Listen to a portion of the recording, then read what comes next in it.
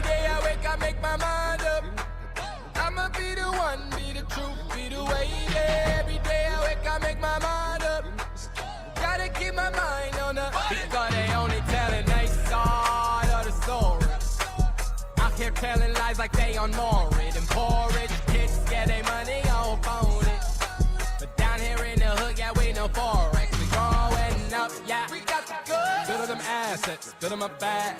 Get for the cash before the whole market crash. A news flash, just a flash from the past. We gonna smash it. Be prepared to hit the gas. Yeah. Build a land, get the wealth, change your name up. Get the title in your hands, switch the game up. Melanation, elevation, arise. We the vibe, blood eye, yeah, we tribal.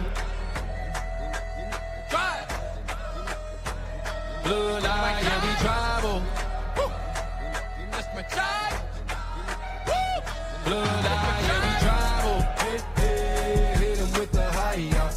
Sharing no hot guy from Virginia. I know I'm more. Check. I know I'm more. I pass the test. Yeah. Peace in the chat. What up? What up, family? Brand new, bright ideas. We got the hearts and some great minds, yeah. If we could all just be sane. One time for Big Dog for the OGs. Peace, fam. Get the wealth, change your name. Big cream money. In your hands, switch the game up. Melanation, elevation, arise. We the vibe, blood eye, yeah, we tribal. I'm gonna play this one more time from the top just because we tribal, you know what I mean? Shout out to the tribes out there, you know what it is, man. Super Blaze representing for the Autonomous Party Podcast and Mix Show. This is the other extended piece of the campaign mix, you know what it is. Every day I wake, I make my mind. Let's get it. I'ma be the one, be the truth, be the way. Yeah. Every day I wake, I make my mind. Shout out to Mac Ether with the Getter, Donna Green, firing people down. But they only telling their side of the story. Out here telling lies like they on Moor. And poor rich kids get their money on phone it. But down here in the hood, yeah, we know forex. We growing up, yeah. We got the goods. Good of them assets, good of my bag. Get for the cash before the whole market crash. A news flash, just a flash from the past. We gonna smash it. Be prepared to hit the gas. Yeah. Build a land, get the wealth, change your name up. Get the title in your hands, switch the game up. Melanation, elevation, arise. We the vibe, blood eye, yeah, we tribal. Blood eye, yeah, we tribal. That's my child. Blood eye, yeah, we tribal. Hit him with the high, yeah. Sharing no hot guy from Virginia. I know I'm more because I'm blessed. I know I'm more. I pass the test. We need to see with the true eyes. We need some brand new bright ideas. We got the hearts and some great minds, yeah. If we could all just be sincere. Build a land, get the wealth, change your name up. Get the title in your hands, switch the game up. Melanation, elevation, arise. We the vibe, blood eye, yeah, we tribal. Blood eye, yeah, we tribal. That's my child. Feeling like a siren. I don't need no driving license. Just a beauty like an Isis. That a ride or die and steal the show. Just cause we tribal. You know they tried to drown me in Admiralty. Let's go. But I'm alive, they can't bury me. Now I'm wealthy and scholarly. Walk on the sea like I'm JC. Back to back Black Jagger, you know what it is, man. We can't get enough. Ascension, let's go. Feeling like a siren. I don't need no driving license. Just a beauty like an Isis. That a ride or die and steal the show. You know they Trying to drive me in Amity. But I'm alive, they can't bury me. Oh no. Now I'm wealthy and scholarly. Got the big bag, Creek, got the big bag, let's go. Now I'm doing bigger, better. I'm changing atmospheres. Never take the meditation clear.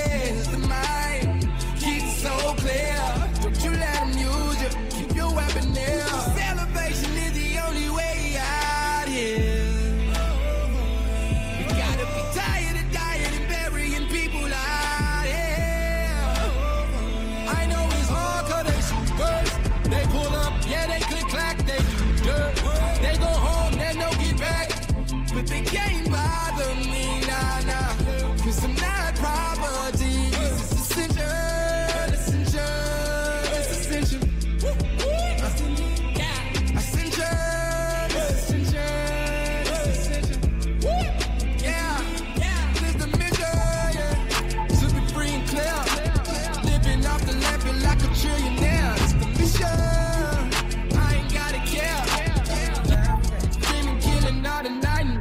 We gon' die every day.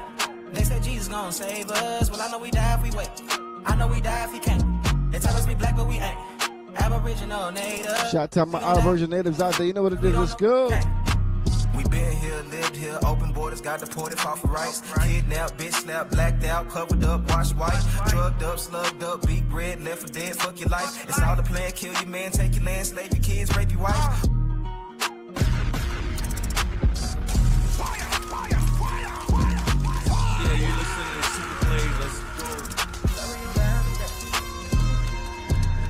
We gon' die every day. They said Jesus gon' save us. Well, I know we die if we wait. I know we die if he can't. They tell us we black, but we ain't. Aboriginal, native, yeah, we gon' die every day. Cause we don't know where we came. We been here, lived here, open borders, got deported off of rights. Kidnapped, bitch slapped, blacked out, covered up, washed white. Drugged up, slugged up, beat bread, left for dead, fuck your life. It's all the plan, kill your man, take your land, slave your kids, rape your wife. Why y'all look so mad if all this shit I say is true? Why y'all look so mad if all this shit happened to you? White man quick to tell you, you was a slave, nothing before. But he himself only been free since 1840. Don't record it, I'm an ancient Egyptian from Atlantis, head straight for Canada, that's Israel. Nothing fake about me, no capping, rapping, I just fed the ink and I'm digital. No caveman, I'm original. Kentucky fried, extra crispy, wear a lot of gold, cause my family history. I'm the guy to know, I bring death to history. Well, we gon' die every day. They said Jesus gon' save us. Well, I know we die if we wait. I know we die if he can't. They tell us we black, but we ain't. Aboriginal, native, yeah, we gon' die every day. Cause we don't know where we came. Swear we gon' die every day. They said Jesus gon' save us. Well, I know we die if we wait. I know we die if we can't. They tell us we black, but we ain't. Aboriginal, native, yeah, we gon' die every day. Cause we don't know where we came. We don't know where we came. We at war, we at war. Everybody can't go though. Some of us vibing high. Everybody can't go though. Some of y'all might leave family behind. Everybody can't go though. Could've completed, but you get deleted. Some people are feeded, so you feel deleted. And the moment you realize it's people that you love that you gon' have to leave behind. I was toe out. Everybody can't go, man. We at war, we at war. Everybody can't go though. Some of us vibing high. Everybody can't go though. Peace to the Mars, peace to the chat. You know what it is, man. Super Blaze campaign mix. Could have completed, but you get deleted. Some people are so you feel let's go. And knowledge is medicine, knowing you need it. If everyone go, I'ma know that you cheated. You think I'm conceited, I'm feeling completed. Life is a game and I'm planning to beat it. Life is a game and I'm planning to beat it. Everybody can't go though, beat it. You was ascending and starting to win. No pretending, actually win. Low vibrations boxing you in. Who keep letting them toxins in? All my people are toxin us. Everyone on our toxin land. Ancient like cosmology. I am the source, I go within. I can't go unless I go to win. Really a God supposed to win. Anyone that's trying to get with me, just start doing the most you in. Trying to turn up, it goes to 10. Blood type O, you almost in. Men knocking, we all go in. G, I'm a rule, we all go in. Ready to water, but can't make you drink. No, I'm not here to just make you think. If anything, I'm here to just make you fight. It's all lost, just make it right. Everybody ain't with it. Let me tell you, I don't like breathing. Freedom ain't free, you broke, I get it. Let me tell you, don't like breathing. Can't even wake you up, you sleeping. Niggas are sleeping, scalping season. Some of y'all sleep through all this treason. Government beefing, now you vegan. Need autonomy, really don't need them. Now we rise, this house is freedom. Really gon' hurt my heart to leave them. Really gon' hurt my heart to leave them. This assimilation or a cycle, they be hating on you for survival. That's why I don't mess with the Bible. Ain't nobody tribal going viral. We original, we hold the title. Lot of work to do, how you idle. Ain't no false idols in they bio. We ancient for ancient in Ohio. Say what you want and do what you do, but I'm starting to get, I don't know about you. Gotta go within, can't go on YouTube. If you think you know, you ain't got no clue. Say what you want and do what you do, but I'm starting to get it, I don't know if you do. Gotta go within, can't go on YouTube. You thinking you know, you ain't got no clue. War, we at war. Everybody can't go though. Some of us vibing high. Everybody can't go though. Some of y'all might leave family behind. Everybody can't go though. Could've completed, but you get deleted. Some people are feeded, so you feel deleted. And knowledge is medicine, knowing you need it. If everyone go, I'ma know that you cheated. You think I'm conceited, I'm feeling completed. Life is a game and I'm planning to beat it. Life is a game and I'm planning to beat it. Everybody can't go though, beat it.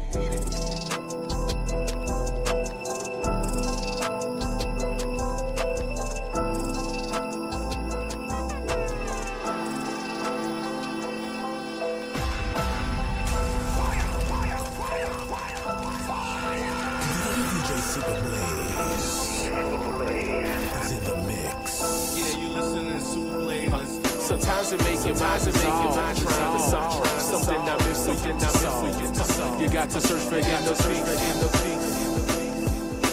peace. Sometimes you got so much involved trying to solve personal problems you should solve. You got to search for inner peace. Inner peace. Check me out. To personal problems you should solve. You got to search for inner peace. Inner peace. Enemy of my tribe, but I mine, so what's happening? Government and all y'all cross the line, so what's happening? My ancestors wouldn't like you cross the line, so what's happening? We original, y'all GMO, y'all lying. I do this for my You listen to Super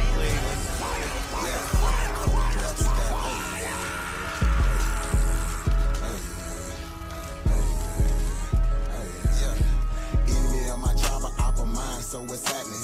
Government and all y'all cross the line, so what's happening? My ancestors wouldn't like you cross the line, so what's happening? We original, y'all GMO, y'all lying. I do this for my Nietzsche, my Nietzsche, my Nietzsche, my Nietzsche, my Nietzsche, my Nietzsche, my Nietzsche. I do this for my Nietzsche, my Nietzsche, my Nietzsche, my Nietzsche, my Nietzsche, my Nietzsche, my Nietzsche. I do this for my Nietzsche. Should've left me where I was, cause I ain't never scared. Took that little ice off my neck for this Earl head.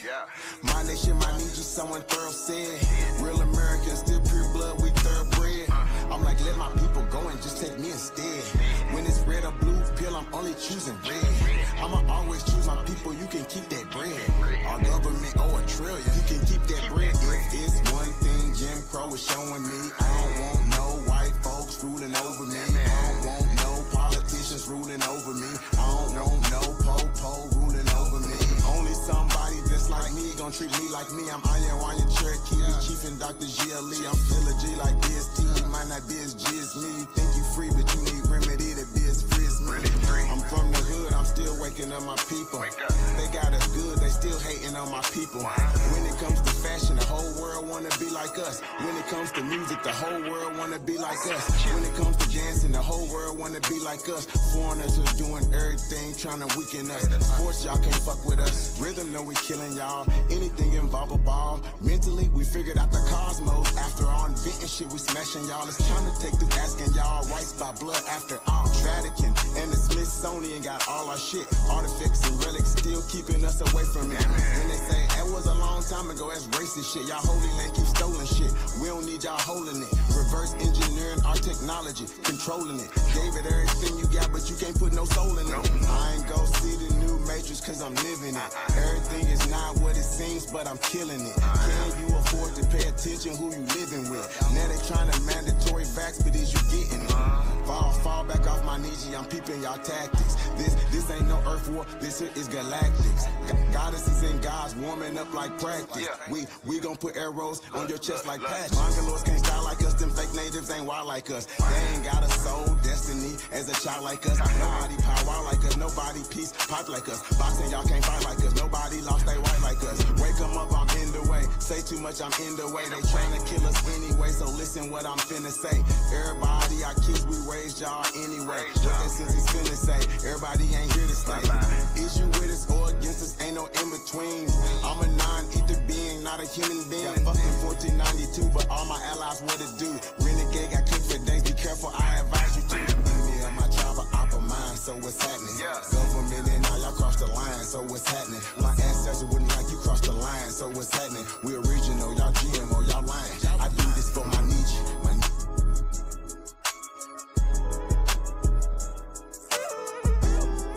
John Brooks.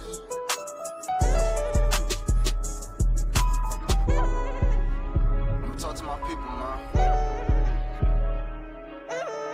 It's been long overdue. Every time I took a L, man, I learned life. Where I'm from, you could get left if you don't turn right. Nowadays, you earn stripes, trying to burn pipes. Back in the days, we earned stripes, trying to earn rights. Look, I ain't trying to preach if you don't want to listen, but I advise you to listen if you love your children. Cause in this world, you could get stopped by a cop, and your kids might never know if they gonna see you or not. It's real. We unprotected and we unrespected. Rest in peace to Bree Taylor, hope y'all got the message. Our lives never matter, keep letting it happen. So what makes you think that it matters when you punch a ballot? We don't need equality, we need autonomy. We need our own governments, not apologies. We need our land back, not new technology. Aboriginal history, not new ideology. I ain't saying put the guns down, we need violence. Cops kill us, all the gangsters bet not be silent. We need to sit around and plan, we don't need riots. I grip my gun every time I see police sirens. Can't go to war with my brother if he weak-minded. You ain't a thug, you a warrior that need guidance. The Gullah Wars and the Haitian Revolution showed our ancestors really got violent for solutions. Reparation, restitutions, preparation, start recruiting. BLM is not our movement, but I get why it's confusing. Either you winning or you losing. We won't lose for long. So black man and black woman, what's taking you so long? Unite. And when I say unite, I'm talking about strictly autonomy. You know what I'm saying? We need to all have self-government. You know what I'm saying? We need to all come together as people and do for self. Period. If you ain't trying to do for self, you keep trying to depend on somebody, they're gonna show you. Ever since a youngin', I've been running, getting to the cake. Dog, you ain't 100, this 100. Let me demonstrate. If she ain't got brains, then I ain't trying to penetrate. And if you ain't a stand-up need you could get your dinner ate. Yeah, you listen to Super Play, let's go.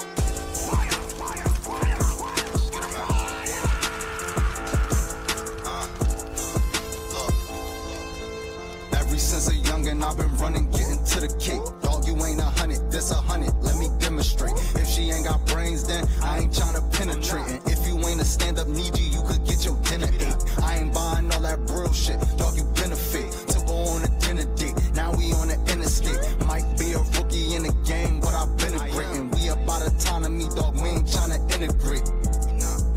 No, we ain't trying to integrate. It's broke back then. Peace, we up, Q. In different cake. We don't go off feelings, we just make sure that the business straight. And if you ain't an intellect, then you can't get a penetrate. What's up, a little feather? What up, what up? Getting love all in different. One more with the news. I need you. If you ain't got scars, what up, Trail? Can't relate. Preach the niggas. I'm just trying to make sure that my people straight. Woke nigga in a sleep world, trying to keep awake. Man, I'm just trying to keep awake. Bodies dropping in my city, damn Perry, keep awake. And Johnson, he ain't integrating. Black man, y'all out, make it make sense. When the system got y'all niggas going through the same shit. Ever since a youngin', I've been running, getting to the cake. Dog, you ain't 100, this 100. Let me demonstrate. If she ain't got brains, then I ain't trying to penetrate. Nope. If you ain't a stand-up need you could get your dinner. I ain't buying all that real shit. Dog, you benefit. Eat that food. Go on a dinner date. Now we on the interstate. Might be a rookie in the game, but I've been a great. And we about autonomy, dog. We ain't trying to integrate. Say you shoot, what's your resume? Let me see the proof. Drilling shit, where your gang at? Let me see your troops. Getting money, pull up stunting on them. Let me see your crew. Genocide, they pointing weapons at you. You don't even shoot. Real nigga, how you say you real? You don't love your peeps. Family man, Ron, feed your family, nigga. Fuck the streets. Sliding on each other when the government the enemy. If we come together, we got power, nigga, in the beef. For real, nigga, in the beef. You ain't getting money, ain't no reason to be in the streets. Striving to be legends, we ain't trying to be a memory. And now you ain't my nigga, you my Niji Aborigine. Ever since a youngin', I've been running, getting to the cake. Dog, you ain't 100, this 100. Let me demonstrate. If she ain't got brains, then I ain't trying to penetrate. And if you ain't a stand-up need you could get your dinner ate. I ain't buying all that real shit. Dog, you benefit. To go on a dinner date. Now we on the interstate. Might be a rookie in the game, but I've been a great. And we about autonomy, dog. We ain't trying to integrate. I'm so dope, my eyes low. When you move like God, the time slow. I came back for the blacks and John Doe's. Crack open them land patents, let go of them townhomes. What's a native to a native? Eat $5 dough if he not melanated. Pale faces got you waiting on a savior. Sending prayers up, he texting back on vacation. Yeah, I'm on vacation. Let my secretary deal with that. You know what I mean? Let's get it. Trey Ali. Let's go. Coach. Shout to Mac. What up? What up? Talk to him. Yeah. What they say? So dope, my eyes low. When you move like God, the time slow. I came back for the blacks and John Doe's. Crack open them land patents, let go of them townhomes.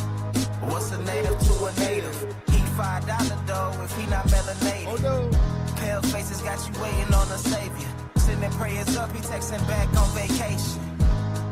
Yeah, God's children. Give all your praise to Jesus, but how God feeling?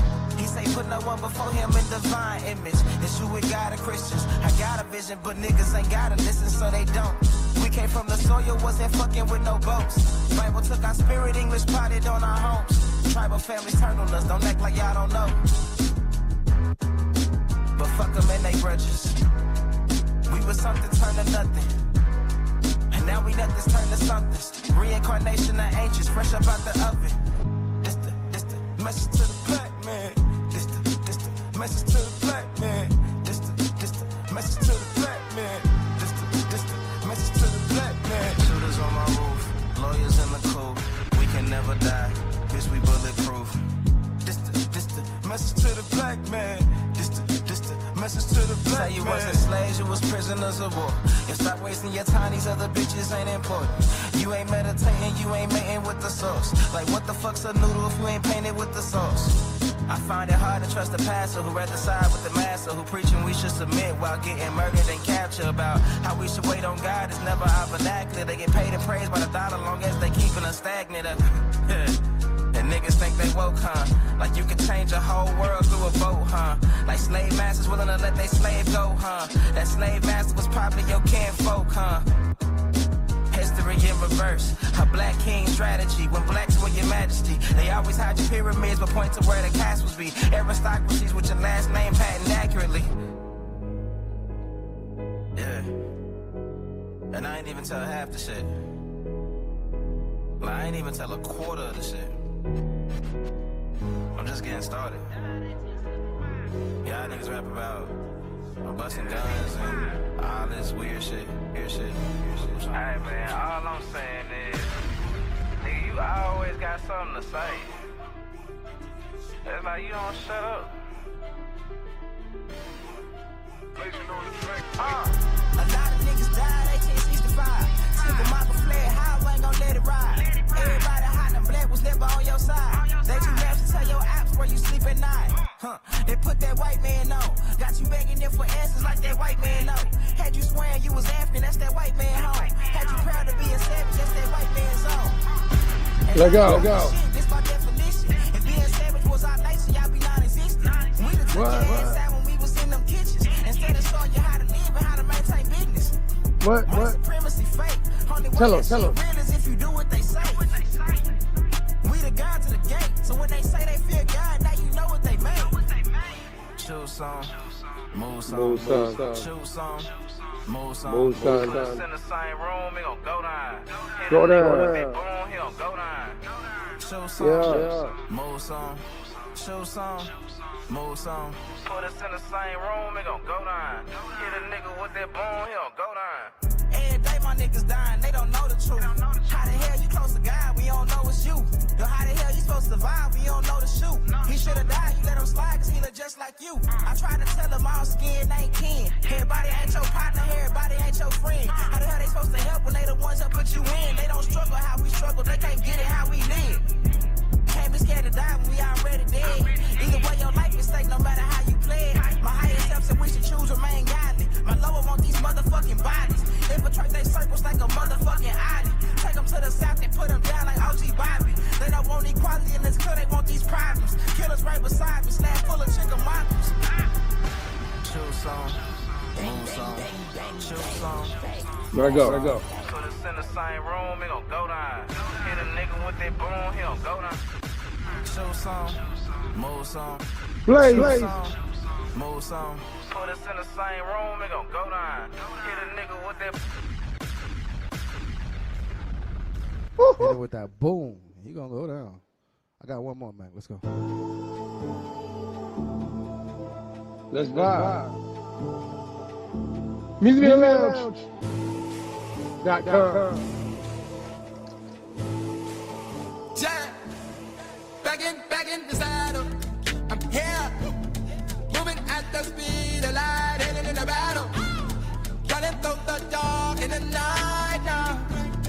We gon' spread our wings and take flight now. You gotta let it bring out, to bring the rain down, to bring the flames down. This is the change now. Dance in the rain right now.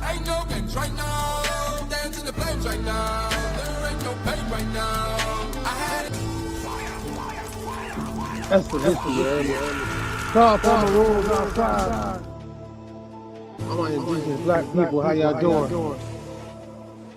My American, how y'all doing? Let's go. Back in the saddle. I'm here. Moving at the speed of light, headed in a battle. Running through the dark in the night now. We gon' spread our wings and take flight now. You gotta let it rain out, to bring the rain down, to bring the flames down. This is the change now. Dance in the rain right now. Ain't no games right now. Dance in the flames right now. There ain't no pain right now. I had enough. I got a strange feeling. I got a new healing. Feel like a new human. So lost in the world out there. You need the same feelings. You need the new healing. Become a new human. They say we strange. It's blood that's in our veins. Heaven's on the way. And love's the only way. Yeah, we going up. I got a strange feeling. I got a new healing. Feel like a new human. Let out the old things go. Let out the good times go. Let out the old things go. We came to rock and roll. Some of these old things you gotta get right though. We all gotta win now. My heart is all in now. That new vision you gotta get right too. Get in the kid now. Singing in the wind now. You gotta let it rain out. To bring the rain down. To bring the flames down. This is the change now. Please. Ain't no games right now. Dance to the flames right now. There ain't no pain right now. Let's get it. I got a strange feeling. I got a new healing. Feel like a new human. So lost in the world out there. You need the same feeling. You need the new healing. Become a new human. They say we strange. Blood that's in our veins. Heaven's on the way. And love's the only way. Yeah, we're going up. I got a strange feeling. I got a new healing. Feel like a new human. Let out the open jump. Let out the distance. Bang, bang. Let out the open jump. We came to rock and roll. Human. Let out the open jump. Let out the distance. Human. Let out the open jump. We came to rock and roll. I had enough. I ain't gonna lie, I had enough turkey. Blaze. Now, shout out to everybody that's in the chat, man. How y'all doing? Am I getting the reverb because of that? Make sure we get live 5 stars. I know I'm hearing that. Is it me? That's what it is. Maybe, I'm hearing my own voice in my ear and shit, you know what I'm saying? We live, though. I might be, drunk off turkey. I'm lying. It's margaritas and reefer. I'm going to stop lying to y'all. But ain't no turkey legs, though. But what's popping with y'all, though? How y'all doing this weekend, man? Y'all went through the good weekend and everything, you know what I'm saying? I hope y'all been tapping in what we be doing. Shout out to everybody in the chat, you know what I'm saying? Shout out to the matriarch, shout out to the patriarch, you know what I mean? I'm going to honor both sides, you know what I mean? Duality of y'all that support us. And then y'all black folk, Esther Lucy, you know what I mean? And my maroon folk that tap in with what we be doing on this channel, you heard me? And all the different things tied to the Negro, tied to North America, and obviously the diaspora of the Americas. Easily, we've been covering that, and a lot of guests has been tapping in with us from all the different things. And obviously, we did pseudo. We told y'all we are gonna be doing this pseudo this and pseudo that, and we gotta throw it in there. I'm gonna call out my dog Got a Green. The Moundology guy. You gotta give it to him before December over. I'm not gonna say. I hate to say holiday, but that's what they would call it, right? So in our modern day time, for the holiday time frame, we're gonna get you a Moundology before we get into what y'all might call the fiscal year, you're in fourth quarter. But pseudo this and pseudo that. You know what I mean? We're gonna get you one more Lee in there too. Lee might pop up on us tonight. You never know. You know what I mean? He told me he might pull up. So I gave him an invitation if you want to pull up to the conversation. You heard me up. Last week, you know what I'm saying, I got to make sure you went back and checked out the joint we did with Abraham Lincoln, you know what I'm saying, and the invention of the Negro. And that's why this week, with pseudo this and pseudo that, the Indians the Jews, the Moors, and the connection to the Negro felt fit suiting for the title of the things that we're going to be kind of talking about, that we see people on social media, you know what I mean, and all those different, identifiers, delineation terms that people use culturally today, you know what I'm saying, in American culture dealing with the Negro is something that, we're going to have to get right, you know what I mean, because ain't nobody else going to do it but us, right? Ain't nobody care about it but us anyways. So anyways, though, autonomously speaking, that's the vibe for the night. We're going to get into it. The Music Media Lounge, each and every Sunday we be vibing unless something comes up. You already know what it is. MusicMediaLounge.com. Check them out. They live music every day, 7 days of the week. You know what I mean? Radio, hip-hop, reggae, soca, Afro beats, dancehall, R&B, top 40. They play it all. You heard me? So shout out to Music Media Lounge. And obviously all the podcasts is obviously on the platform as well.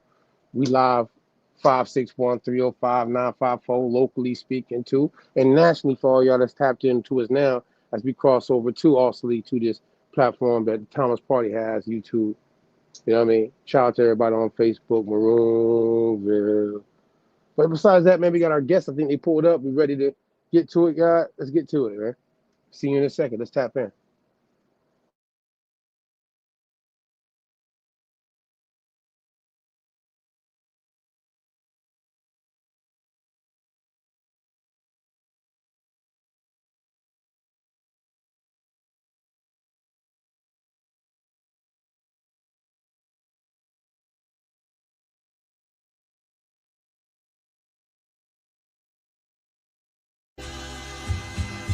Shout out to the Mama Chiefs.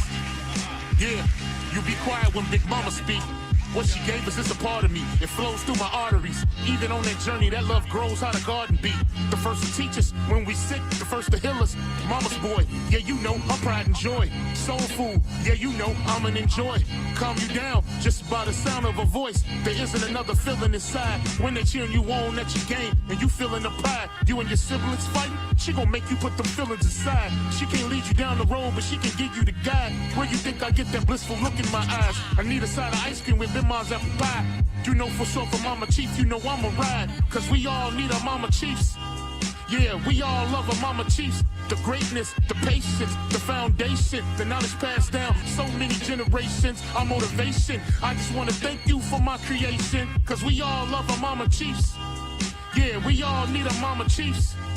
Yeah, we all ride for Mama Chief. The dedication, I seen your tears at my graduation.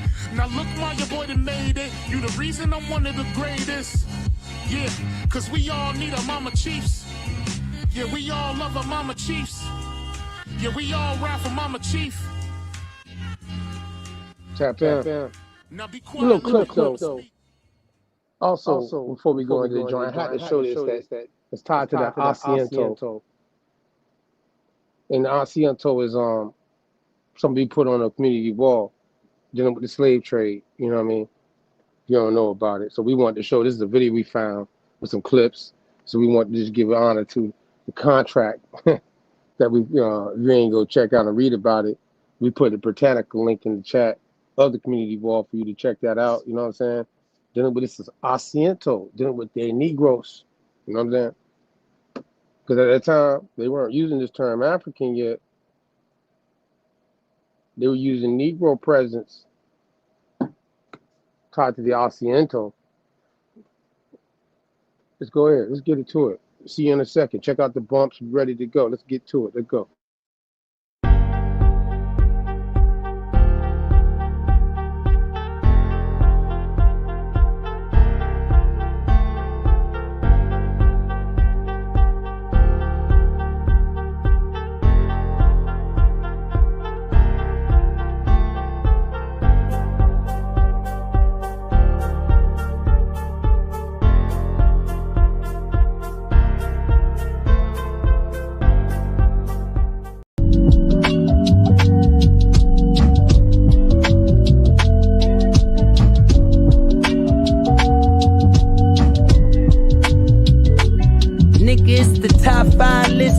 Double S drifter, separate sipping, and you know I came with it if she cute with it.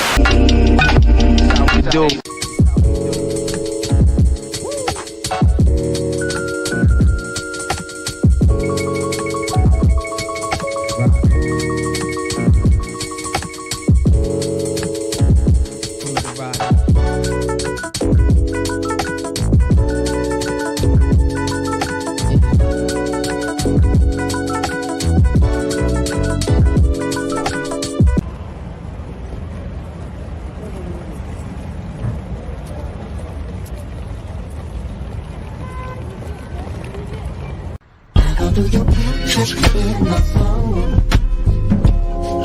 Now she trying to get me through the day. And whenever I start to feel alone, I just play the voicemail that I say before things change. Now I read the message you sent, trying to tune out when you say I know you love me, but you should just forget about us.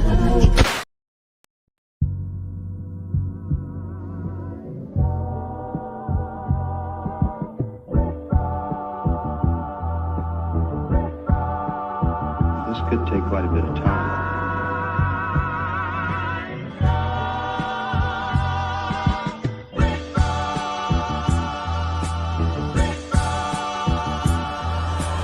Pardon my autonomy. I know one day they'll honor me.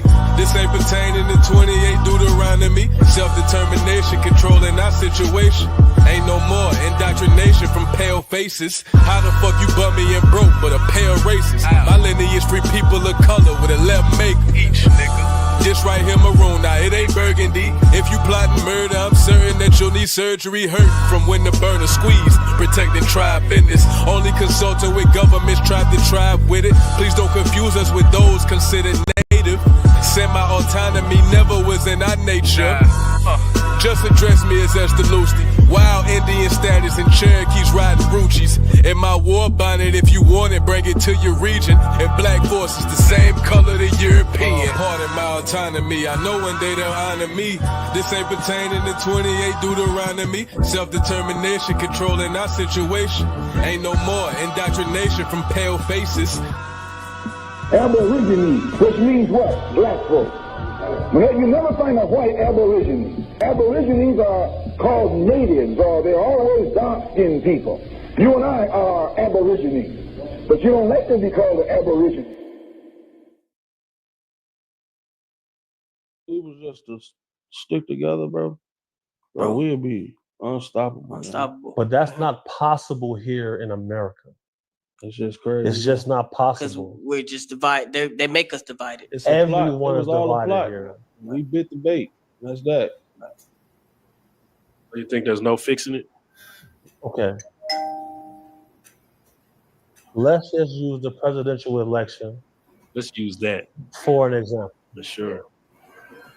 Glorilla being at the Kamala Harris campaign, that is insanity. That's wild. This is shit that never happened. I don't got no hitter. Ain't no hitter. Ain't got me at the election. Donald Trump had Harry O. All struggling. It's the only president we've seen in history to release black men from jail. All my close homies got released by this man. 92% of black women voted for Kamala Harris. Kamala Harris said that she would not pass laws strictly for black people, but she did it for Asians. She has a white husband. Black men are not gonna vote for a lady with a white husband, man.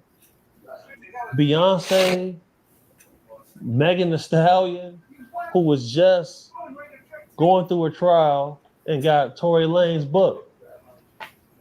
That shit crazy as hell. The Democrats allowed 13,000 people with murder convictions. The VDs. To cross the border and live in undetained status. They gave them money, housing, and they passed bills for them to be able to purchase property. That's not suspicious to nobody. You know, over 600 people on the terrorist watch list were allowed in the country, are operating right now on undetained status. That's not suspicious to nobody. Kamala passed a bill so that transgender inmates could get free sex change surgery. Kamala also was a proponent on the forefront to allow transgender males to compete against biological females in high school athletic sports. Asinine. Yeah, that's crazy. Yo, what up, Teddy? Yo, what's What up, going Pop? on? What's popping? How y'all doing? Pretty good. Peace, peace, peace. I had to throw that in there first because this industry thing going crazy. Dude been on a lot of interviews and obviously coming out this campaign, politically speaking, and what he said about the voting thing. That's still a pseudo this and pseudo that situation. You know what I mean? When I'm about to show tonight and what we did last week, I think that's something that might need to be exposed. But because this black thing that we're obviously gonna be taught, this word Negro tied to blackness, right? We're gonna talk about tonight. I got my shit ready for it, and hopefully, I'm glad y'all showed up from last time to this time. Again, shout out to Wild Man, Teddy T, Baron, Theo Mound Builder, and Cheeto Pa. Shout out to Cheeto Pa that's been with us too for these conversations. I did send a link out to Lee Cummins actually too, and he said he might try to make it and pull up. You know what I mean, just for parts of this conversation with pseudo this and pseudo that. But and just because this is more recent stuff. What y'all thought about what he just said? Just get some recent things out the way. What you heard him say. How do y'all agree to disagree with that? No, I definitely, I definitely noticed the things of all that stuff he was talking about. I felt like that, the LGBT community hijacked the Democratic Party. That's all. You know what? That's what Lee Cummins actually wanted to do a build on. You know what I'm saying? And pseudo this and pseudo that. I'm glad, and that's why I wanted him to, I wanted him to pull up because, what you just said, Teddy. I think it's like I don't want to say it, the same way. I feel the same way. Like, a lot of the things that's tied to the principles of black people, Negroes, African Americans, they like to say, that are tied to the Democratic Party, kind of lost focus dealing with things that's not really tied to things that they have never really fully fulfilled within their position of what they are supposed to be standing on morally for people that are labeled black, Negro, African American. You see what I'm saying? Because LGBT, transgenderism, certain things are not in the totality of what, the origin of people that switched to the Democratic Party in the time frame they did, going to the civil rights era type shit. You know what I'm saying? The Big Six and all that. So, Cheeto Pa, what you got on that, man? Before we go into the next clip, because I'm gonna go ancient in a minute, but I want to just get something current for everybody that's with us live. Shout out to everybody that's tapped in. What up, Cheeto? What's going on with your family? It's amazing how she target melanated women who call themselves black, and the way how she said that about the collard green statement, and nobody didn't find that offensive because I'm like, who would take collard greens and put them in the tub next to the shitter? You know what I'm saying? Like, no, baby, we put it in the sink right there next to the stove where it can be, clean, rinse, and then put in the pot. You don't put it in the tub in the bathroom, baby. Like, no. No, like I don't know about anybody else, but that's not my grandma in the kitchen back out down here in South Florida. The kitchen, and then there's a back way that leads you to the backyard. That's like they call it cabinetry, right? And then some of the cabinetries, there was a big sink, right, outside of the kitchen sink. You know what I mean? Right. That you know what I mean and that was the sink that I know my father's grandmother used. You know what I mean? And also my mother's grandma used. It was not done in the bathroom at all. No food is being cleaned in no place that we clean our ass. Period. Pseudo this and pseudo that. Go ahead. Right. So I mean that right there let her know that, if there was such thing as a black card, motherfucker, you lost it. Just like that. Just like that. And then for her to get trap rappers, females, to come Stripper rappers, not even like the upstanding woman of the black community, you know what I'm saying? Or any woman that's talented that sings, that, you know, besides who they call Beyonce, right? However they want to go about that, right? Come on, bro. Right. That's who you choose. Yeah. That lets you know. Because think about it. The women. Think about it. They're doing what they're doing to exploit the culture, because they're doing it what they're doing to exploit us. You know what I mean? And that's what, when you look at, you know, how they paid Beyonce 10 million, Megan 3 million, even play Roland Martin 300,000. Look all the money that they paid these entertainers to do this. You know what I'm saying? Well, check this out. Charleston White is a celebrity right now. Since you just said that, Teddy, right? And everybody's been booking him. You know what I mean? He told people that he playing a character, right? Like how rappers been playing characters on, like Drake. You know what I'm saying? Mm-hmm. Very good at acting. Very talented, though. But at the same time, he should get an academy for that shit. Charleston, though, check what Charleston says right here, y'all, because we about to get into the bill. But I wanted y'all to check this before we hit 10 o'clock. You know what I mean? Tap in. Check this out. With black jobs as well. Black people offended with everything, right? Except the condition that they live in. Everything offends black people except their reality and their condition that they live in. They ignore the reality and they ignore their conditions only to be offended by everything else. But look at their neighborhoods, look at their houses, look at their family life, look at the conditions of them, their children, and the parents of the children. They're at odds with each other. They hate each other. They fight with one another. But everything is offensive. But they don't change nothing. Even the stuff that offends them, they don't change nothing. So, homie, black people opinions only matter on social media. But in real life and in the real world, nobody really pays us any attention anymore because we've been crying wolf too long. And we inflict worse conditions on each other. So it's hard for people to take us serious. What you think about that, Cheeto Pod and Teddy T? What you think about what he said right there? You know, it's how we do this recent clips of shit tied to things. We're gonna go into this turkey leg thing and walk into the. Go ahead, though, Cheeto. Oh, that was something that Malik El Haj-Shabazz said. That if you send your children to the enemy to be taught, then you a damn fool. Yep.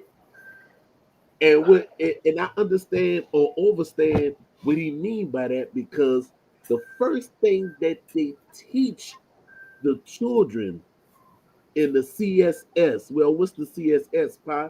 The CSS is the Christian school system. The first thing that they teach them is, when February come around, Black History Month, and they teach them that they were slaves. They teach them that they were black. But yet, you don't know these people bloodline and their genealogy to make that assumption in your academia world and curriculum. And then the parents don't ask the children, what did you learn in school today? Like the old folks used to do. What did y'all learn at school today? That's where the table talk come in at. But by the parents constantly working and everything, you can't sit down and ask your child, what did you learn in school today? And debrief them. Teddy, what you got on that, Charleston, real quick? I want to keep it moving. I want to get into some good shit. All right. I had to make sure everybody's seeing this too. I want everybody's thoughts. Put it in the chat too. What your thoughts on what Charleston just said about that? You know what I mean? In reality of today's time. Go ahead, Teddy.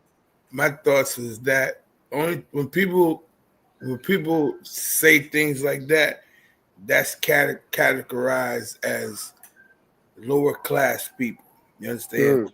So I don't like when people use that term to express for all black people. Right. Because that's not true.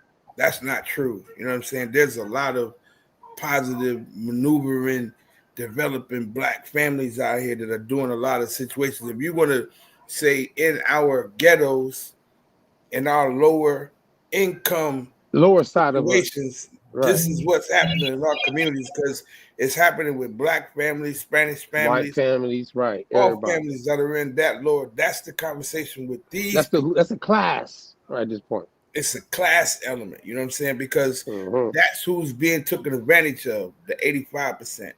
You know what I'm saying? Like how you put that in there. These are the people that are being taken advantage of. You know what I mean? And that 85% is not a race thing. That's a class thing, right? That's a class thing. It's all class. You know what I mean? Because if you know better, you do better. There's a lot of Black people who, I've talked to people who understand about Washington because they was taught in college. You know what I'm saying? And they maneuvered it and do certain things. And there's people who, listen to certain things and they go educate their people. But we don't talk about these people. You know what I'm saying? We always want to talk about what the problem is and then put it all with all Black people. You know what I'm saying? So that's the thing. Like, I just think we need to be more defined in our conversations when we talk about situations like that, because that's not all Black people. That's not even a big percentage of Black people. Since you said that, I'm a segue. I know most people, been eating turkey this weekend and Thanksgiving and all these things. So just to give them a quick little 10 minutes into this historical thing we about to get into, pseudo this and pseudo that.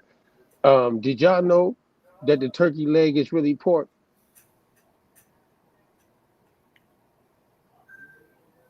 Is it or is it not? Play a clip real quick. Anybody out there? Did anybody ever thought of this?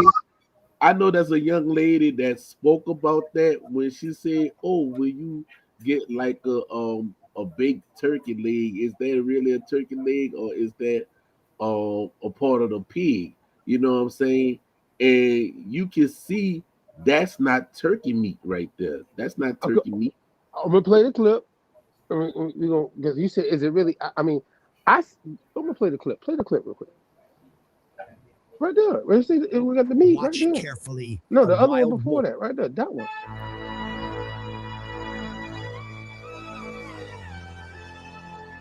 Move up. You gotta move up. You see, you missed the whole thing because you ain't show the leg. Remember, turkey got two legs.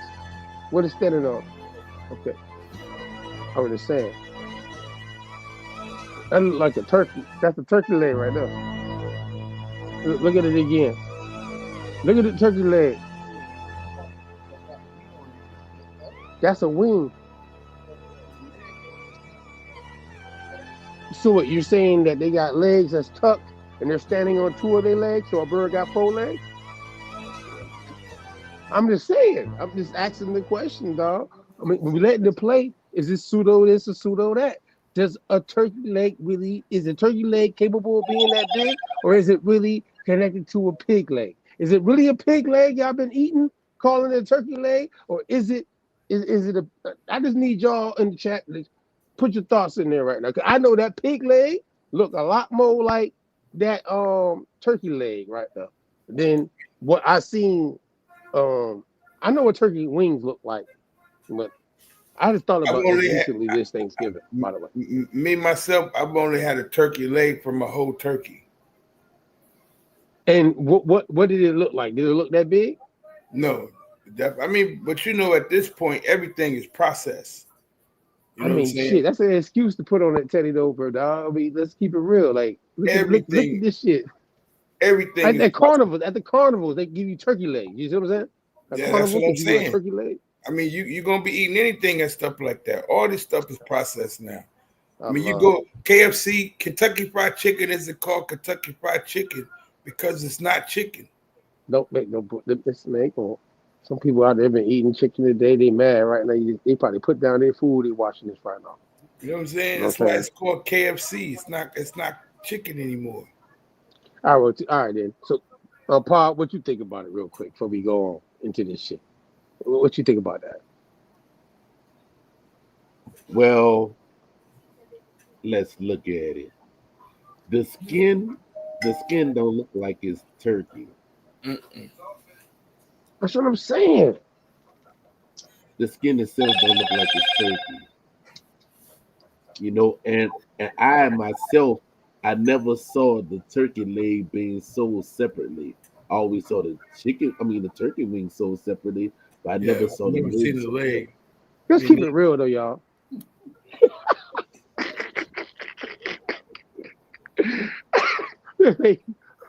Dog, do you need to see the clip again of the turkey leg? How you standing on two legs? You see how small them legs is?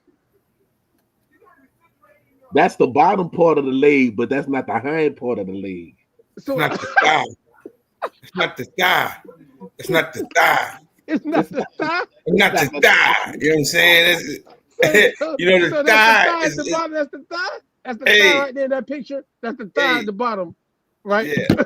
That's the thigh. So That's not the thigh and the hip bone. Oh, I get it now. You're trying to say it's actually the turkey thigh that they're calling the turkey leg. That's what you're telling me right now.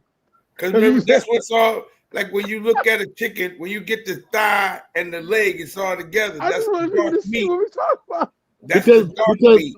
a They pig call hip, that the dark meat. a pig hip is bigger than that. Mm-hmm. A pig hip's bigger than that. Yeah.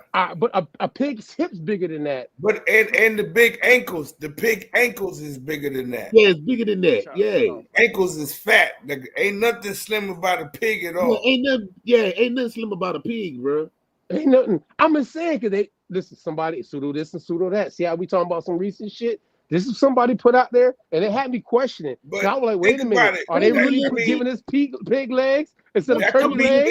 That could be anything processed. That could be anything processed that people are eating as turkey legs, bro. You know what I'm saying? Because Barry P just said turkey legs. We been talking about this on Thanksgiving. Turkey legs have a lot of bones in it. So, like, it's not the same solid bone. When I think about, I'm just saying, man. I mean, like, if you eat like what they call fried turkey, right? What they call it? P. What does those call it with the fried turkey? Fried grill, right? The turkey.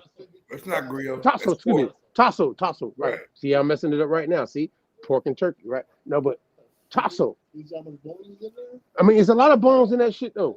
That's what I'm saying. Like, so. Anyways, so we're gonna move on from anybody though. You know, if you find out, you know, if you ever ate a turkey leg and they really gave you pig, you know what I'm saying, you might have a lawsuit. You never know. Pseudo this and pseudo that. Do your research. I don't know. We're gonna keep it moving though. But then with Thanksgiving, that's too small to be a pig leg. I mean, hey, I'm just saying. I seen this lady put it. I couldn't find the clip. I want to show you what the lady said. Right? Yeah, she said. You ever thought about it? But that's too small to be a pig leg. And I had to put it out there. Like it really made me think for a second. She caught me for a minute off guard. Because the pig leg is connected to the ham, which is the back. All right, but you know what? Know what the visual thing is? See this this part. Funny enough, is that when you see the turkey like that little bottom part, you know what I'm saying?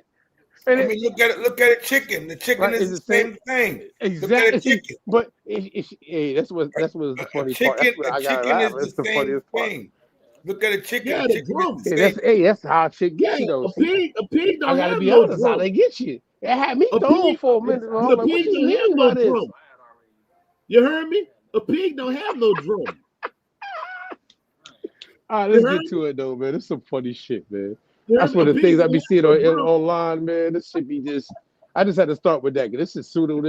Hey, I might as well go with that first, man. This shit funny, man. Anyways, the first Thanksgiving though, I'm gonna ask y'all this. So, did y'all know that the first Thanksgiving was in Florida? Yeah. Teddy, you knew that, right? You in Florida with me now. You knew that, right?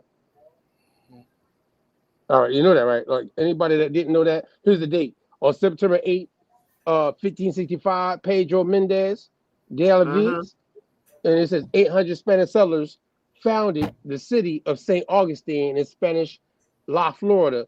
As soon as they were ashore, the landing party celebrated a mass of Thanksgiving.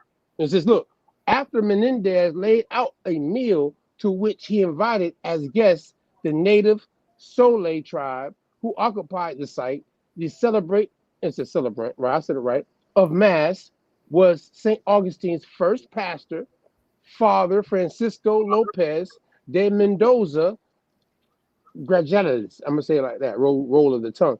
And the feast day in the church calendar was that of the nativity of the Blessed Virgin Mary.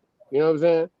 And in Spanish, they didn't say it that way at the time. You look at to go to the monument. It says they have a shrine and everything in St. Augustine, by the way, y'all, if you didn't know this. What exactly the Soleil natives thought of those strange, look at the word, liturgical. I had to catch myself. I've been drinking liquor. Liturgical. You know what I'm saying? Proceedings, we do not know, except that in his personal chronicle, Father Lopez wrote that the Indians imitated all they saw done. What you think about that, Pa? And then, wow, man, what you think about that, Pa? And that right there. Yeah, that was done. That Thanksgiving was done before the Pilgrims even landed. 60 years before. Yeah. 60 years before. Yeah, I'm walking into this for a reason. You know what I'm saying? Like 60 years before, right? Now, Pete Gang, though. Teddy, what you got to say about that? I'm gonna keep scrolling down while we're there. I mean, we know that the discovery doctrine was done between Portugal and Spain. So these were the first conquistadors to come out, were the Spanish and the Jews. You know what I'm saying? So, you know, even St. Augustine was a swarthy priest. You know what I'm saying? So, yeah, he was a Morisco. Yeah, a Morisco. Okay. Right. Yeah. Right. So, you know what I mean? But I still it wouldn't be the Spanish wouldn't be bringing Thanksgiving. It would have to be the indigenous people with the Thanksgiving, because these people just coming off boats and they stank. You understand? So, hey, Cole, you heard what he said? He said, you know, they ain't cooking nothing. They waiting to see what's gonna be served to them, because they've always been servants. You know what I'm saying? They ain't cooking nothing. That's what the indigenous people did for them. And they stank. After they took a bath, because they stank.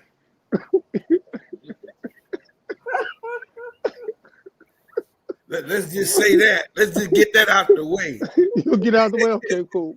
Pseudo this and pseudo that. Were they bathed? Okay. Pa, what you got on this though? Dealing with the source, you know what I mean? First Thanksgiving, you know what I mean? Being in Florida, you're with St. Augustine. What you got on this? Well, that's a documentary that's out, you know, that's been out for a few years now. That's on PBS. The Secrets of the Spanish La Florida. You know what I'm saying? Y'all can go check that. Y'all can go check that. And you know what, Teddy? You ain't lying, because they said that the Europeans smell so much they can smell them miles away. They stink, bro. They said the natives can smell them miles away. So yeah, they stink. They stank. You know what I'm saying? They was, you know, that's like when you look at the reality of what was going on. It was like, even for the Moors in the Iberian Peninsula, that's what they did. They showed the Europeans how to take baths first, because they stank. They was like, here, getting these spices, take a spice bath, fool. Like, you know, put some fragrance to your butt. You know what I'm saying?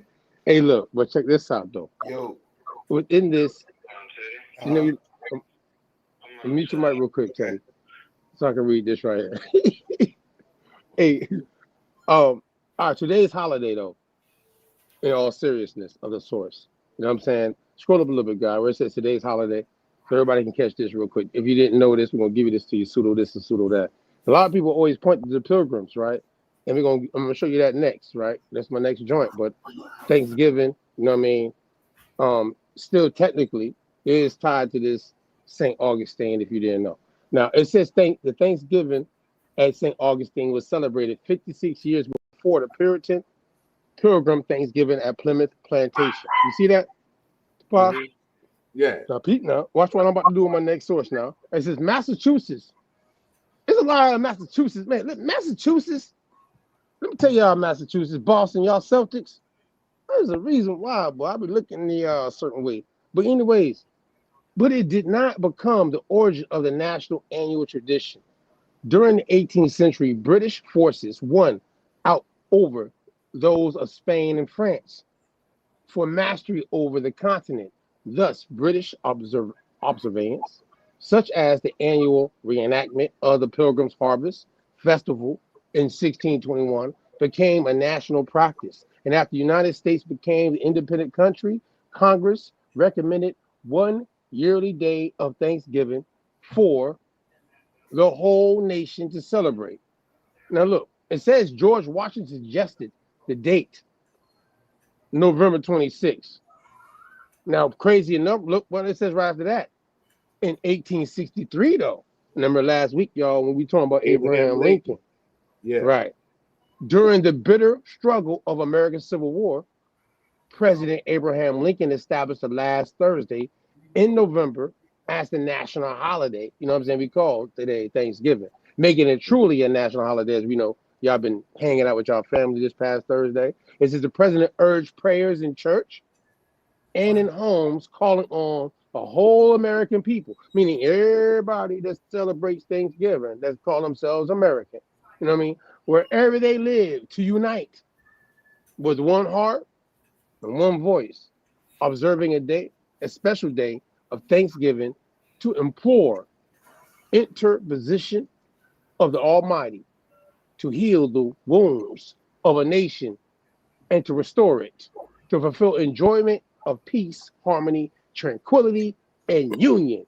Now look, man, I think Abraham Lincoln been taken all wrong. And we're going to show some things, and this is going to be tied to all these people in the title tonight: Indian, Jews, Moors, and Negroes.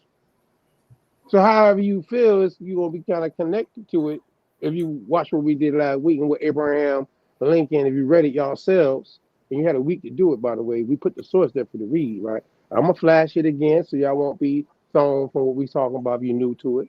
It's all good. Pull up the next joint, though, guys. The Times of Israel talked about that same thing, even though, you know, in that last source, they acknowledged that Thanksgiving was originally done in 1565 in St. Augustine, Florida, right?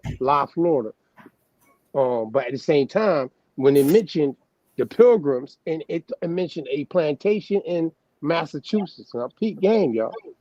Back in 1621, the Pilgrim leader behind the first Thanksgiving was Hebrew obsessed and mentioned a plantation on the last source. William Bradford's of Plymouth Plantation features about 1,000 words in biblical tongue. But although many early Protestants studied Hebrew, they were hardly Philo-Semitic. Now, Pete Gang, you know, Times of Israel's reporting on this. It says, after leading the Pilgrims through the difficult first winter at Plymouth Colony and going on to help establish and govern the second successful English colony in North America, William Bradford penned an acclaimed account of his group's early decades there. In the midst of the narrative are a number of pages written in Hebrew, out of place from the rest of the book, or so it would seem. Bradford's account of Plymouth Plantation mostly follows the story of pilgrims, the nickname of voyage abroad the Mayflower, who landed in present-day Plymouth, Massachusetts, 400 years ago in November 1621. But the author suddenly veers off to what appears to be an unrelated subject in his interest in Hebrew, which is reflected in his list of proverbs, numbers, months of the year, and other words, all written in the letters of Hebrew. Aleph, bet, like alphabet, y'all, for they don't know, and with their English language equivalents. Now, we want to slide down. Now, Pete Gang, now this is what they reporting on. The guy name is Bradford. Experts who spoke in the Times of Israel this week say this is actually not unrelated at all. They note that Bradford was a member of the Separatists, a Protestant Christian sect that broke away from the Church of England and which believed that the Bible was better understood in its original language, Hebrew. The Separatists sought a refuge away from England where they could practice their version of Christianity. first in Holland and then in North America. Journeying on the Mayflower, they saw parallels with the biblical Israelites en route to New Jerusalem. Years after reaching that New Jerusalem, Bradford's decision to add a Hebrew section to the manuscript looked like a significant, if overlooked, part of the Pilgrim's journey. What you think about that, Pop? And then Teddy T, you can come after that. What you think? Y'all right? I'm doing it in order. How y'all? Del, you hear me? What you think about that? Well, dealing with the separatists, right? And which they call themselves Protestants, right? They still was a part of the Anglican Church because they still was using the fucking King James Bible. Right.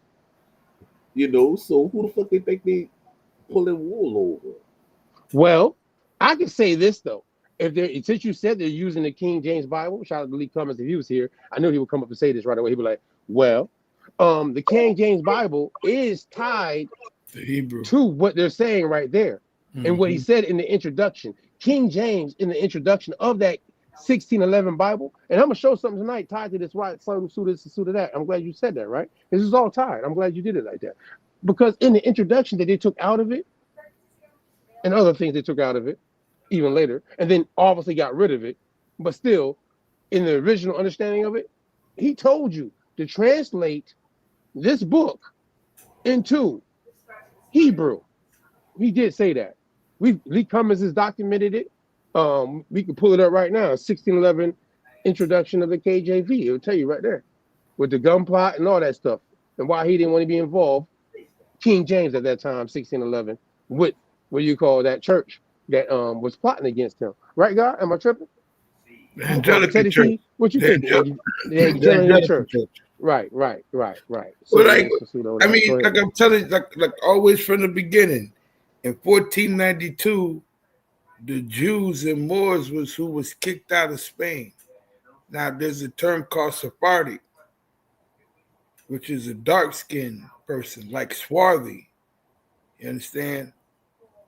And so I got this guy here, Aaron Lopez, was a Portuguese Jewish merchant who settled in Newport, Rhode Island.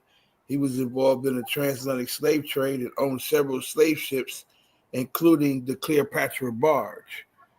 Because the majority of the Jews went to South America, and they cornered the sugar market, and they was the ones who owned the majority of the slave ships, and they was taking the slaves from South America into America. So those slaves that came in 1620, they didn't come from Africa, they came from South America. And the reason why they was in the Hebrew was because they was with the Jews. I'm getting the same thing. You know, I got a book. Shout out to Crypto Fred. Funny enough, he deal with crypto for real, like the real financial shit. Shout out to Fred. Colonial Jews in early, you know what I mean? I forget the name. You know, y'all heard about this joint. It's early colonial society. Talking about the Jews and the Moors that were in this colony, right? And tied to these terms today, they give us them with Thanksgiving, underneath times like pilgrims, and people give children elementary. There were pilgrims, you know what I'm saying? They were just some Quakers, you know what I mean? White folk, you know what I mean? No, wait a minute. That's not the reality of the Plymouth or the one down in Florida either. You know what I mean? Because the original what we call St. Augustine situation, and them soldiers that they brought in, they mentioned, them people, some of them folk, what they call Negroes. You feel me, Teddy? You know what I mean? Cheeto Pa, you feel me? Yeah. Some of them folk were Negroes. And then another thing is, all of them wasn't even much put out of Castile. You know what I'm saying? You had some that left, but not all of them. Hell, fuck. King Ferdinand and Queen Isabella, they had Moorish blood. Mm-hmm. Yeah. Well, yeah, the ones that stayed Christians, these are the people we're talking about. These are the Sephardics who became the Mexicos that would come, and then they came back as the priest. What's it called again? The book's called again? Hold on, gotta give it to me. Jews and Muslims in British colonial America. Mm-hmm. You know what I mean? It's the name of the book. You know what I'm saying?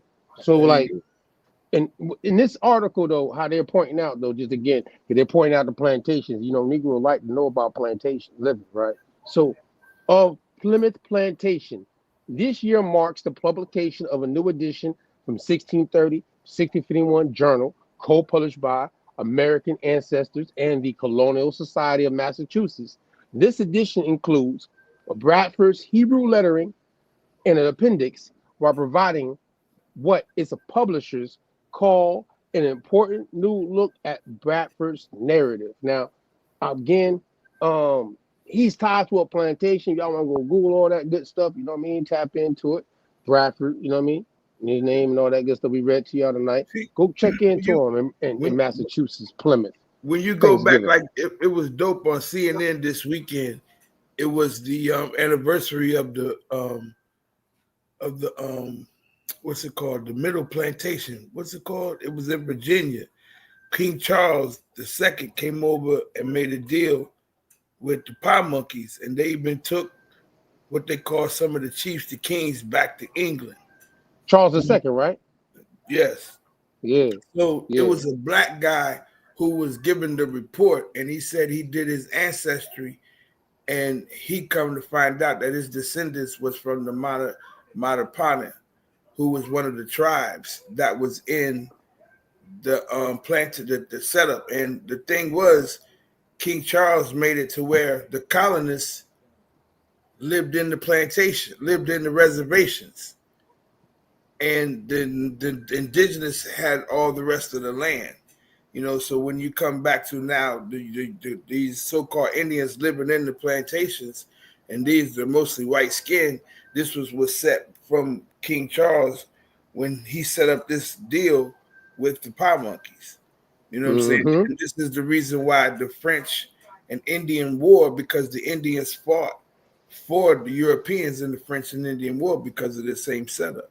But then when you go back to Florida in the 1500s, the Emperor King Charles, he said that the indigenous people and the African slaves could come to Florida and be free, where in 1738, Fort Mose became a settlement, a free settlement in right above St. Augustine. Right. Connected to St. Augustine, the first Thanksgiving. Right. Nombre de Dios. Right. Amacaris. Pa, do you disagree? Pa? No, you know how this works. That's right on point. Okay.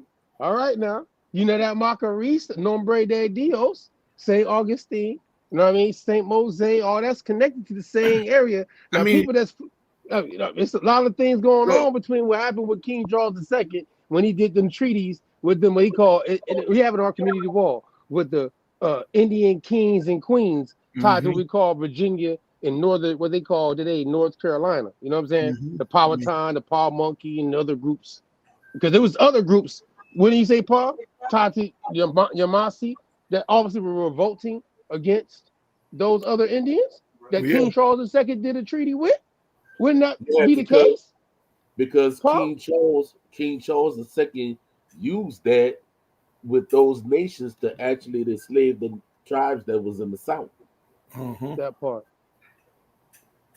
So when you got people in them talking about that, it's like, oh, well, you're not talking about how, you know, King Charles II used the Westos and the Lenape and the Tuscarora and them to go down there to go against those nations that was in Virginia, North Carolina, and South Carolina. No, and then when the tide changed and one nation became big, the British was like, well, hell, we got to find a new ally because the Westos and the Lenape and them, they're not doing what they're supposed to do. So now we got to become friends with the tribes of the South. And so they started using the tribes in the South to enslave those that enslaved them first. So now people crying about it and shit. Like, man, stop crying like a bitch. Y'all enslaved us first. So now we went back at you, and now you want to cry like a bitch. Swallow that shit, man. That's just like the St. Anne's War. The St. Anne's War was a war that was happening in Britain and in America at the same time. So what y'all check this out. You know, I as y'all brought that up, and that's all facts in my mind. I ain't disagreeing with that you said. God, you disagree? All right, bet money. Anybody in chat? If you have a different thought process of what we just heard, you know what I mean? Go ahead and put your thoughts in the, you heard me? But at the same time, you know, in American history, when the complex of all these different names, Indian, Jews, Moors, right, and how they fall into the American economy, be labeled Negro, Lincoln's time frame is what I want to, from what last week, what I showed, and the invention of what Lincoln was talking about, dealing with the Negro, you know what I'm saying? And how they're only, you know, supposedly being in this ideal of what, I ain't gonna front, I just found this out. I really just ain't gonna lie to you. I'm gonna share this with y'all tonight. I ain't gonna front. I ain't gonna lie. So this term called monogenist and polygenist. Are you aware of those terms, Teddy T and Cheeto Pa? Yeah. You are? And, Teddy, are you aware of that? Just making sure, because I'll make sure we understand what's going to happen here before I read Greek. this. They're Greek. They're Greek and Roman. Yeah. Well, I'm gonna say, actually, funny enough, guess what happens? It's tied to Germans. All right, and obviously Anglo and American, what we call the Anglo-Saxon in the time frame of Lincoln time frame, the 18th century, right? This you heard of Blumenbach, Pa? Yeah. Okay. I have Blumenbach. Yeah, and if I'm not mistaken, didn't they have like a store that was dealing with slaves, like kids and everything? Hold on. Teddy, you got your TV playing in the background? We can't hear you in that at the same time. You want to mute in between if you know what I mean. I know you probably watching football and shit. I'm saying we can hear you too. Music, everything. Yeah. What you saying, Pa? Yeah, that name sounds familiar, like it's dealing with retail or something.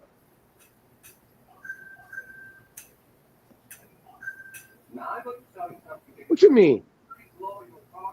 Like with Sears and Roebucks and everything in Blutenberg, that's like supposed to have been those. No. I ain't talking about that. I want to make sure we on the same page here. I'm talking about the dude called Friedrich Blumenbach. He's the guy that came up with the 5 race theory of the African, the Caucasian, the Asian, the German dude, the anthropologist guy, Blumenbach. Yeah. You know what I'm saying? I'm talking about him. All right. Blumenbach is the guy that came up with the word Caucasian. All right. He's Caucasian, 5 race theory, Caucasians, Blumenbach. Yeah. Now at this time, you know, Negroid, anthropology-wise, is now being put into from this German man's anthropologist standpoint, into the race theory of the African. Blumenbach, right? But when y'all read through what Lincoln is breaking down, he exposes all of that going into this time frame of 1855, 54. You heard me?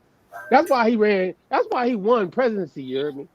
Dealing with the leading figure, dealing with abolitionist movements and anti-slavery in America, and the unionizing of what Thanksgiving actually, as him being the president, going into this time frame was doing to unionize the situation outside of the international things, because you know Britain was abolitionist and anti-slavery before America was, for the record, right?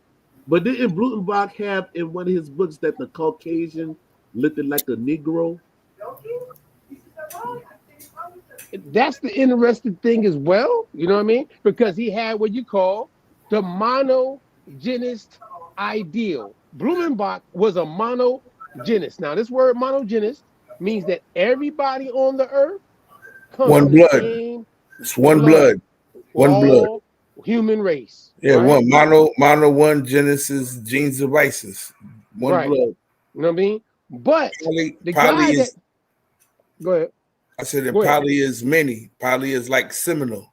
Well, yes, and it could work for those who in today's conscious ideal of liberal, I thought that, you know what I'm saying? My people got an origin story that's outside of Adam and Eve and because it's the conscious liberal ideal of understanding cultures that's not tied to this, ideal of what we've been told to follow, right? But what we're dealing on a principle level is, though, these people that are dealing with this polygenist or monogenist ideal, Abraham Lincoln is dealing with that in this time frame when he's representing William Dungy in the case in Illinois.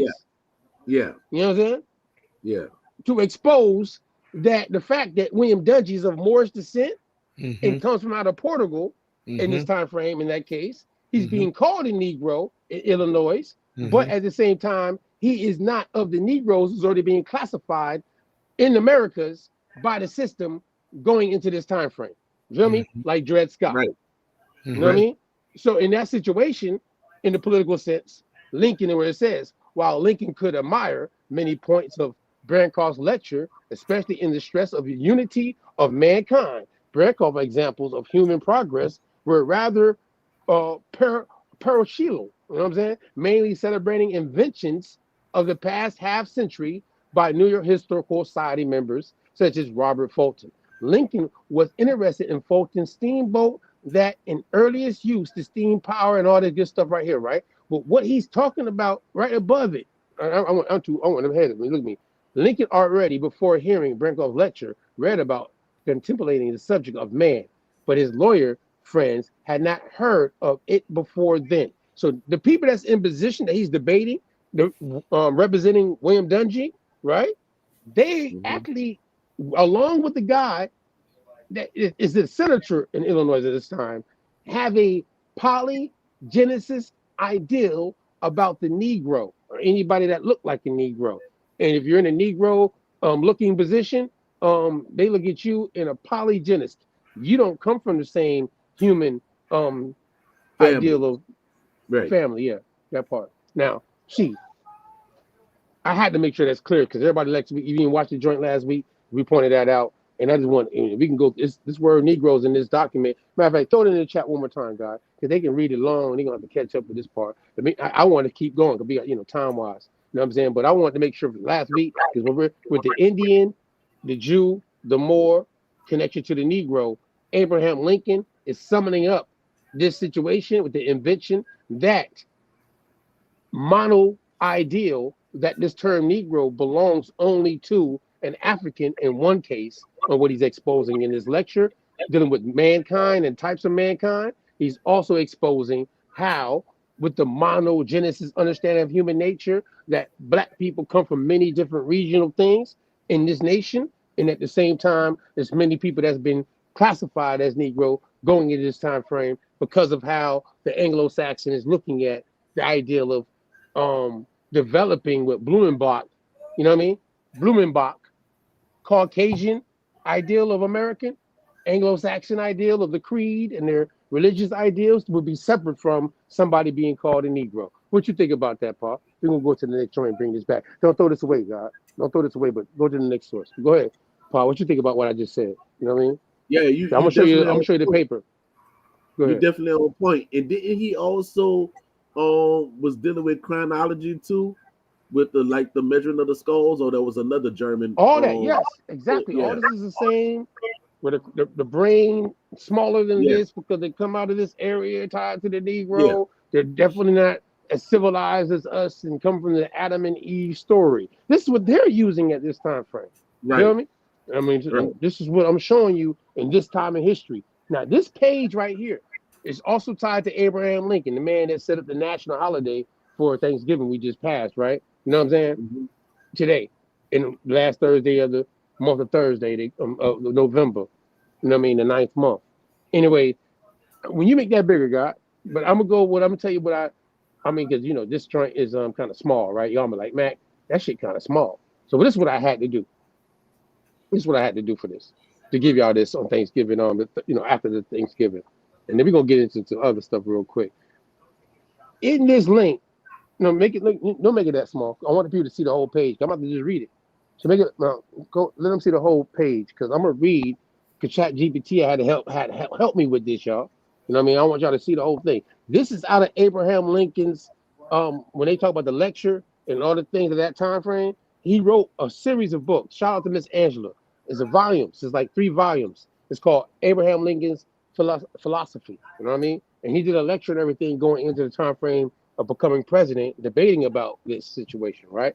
And it says the passage. Now, this is what ChatGPT has said about this page right here. That's out of that thing called the volumes of Abraham Lincoln. It says the passage you shared, particularly referencing dissenting opinion in the context of the Dred Scott case, provides important insight into the legal and racial classifications of time.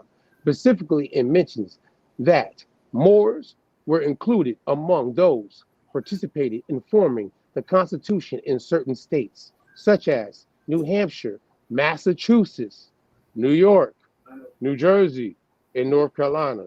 This inclusion suggests that Moors were not automatically categorized as Negroes or people of African descent in the racial hierarchy, but were instead regarded as a distinct and potentially recognized as part of the body politic.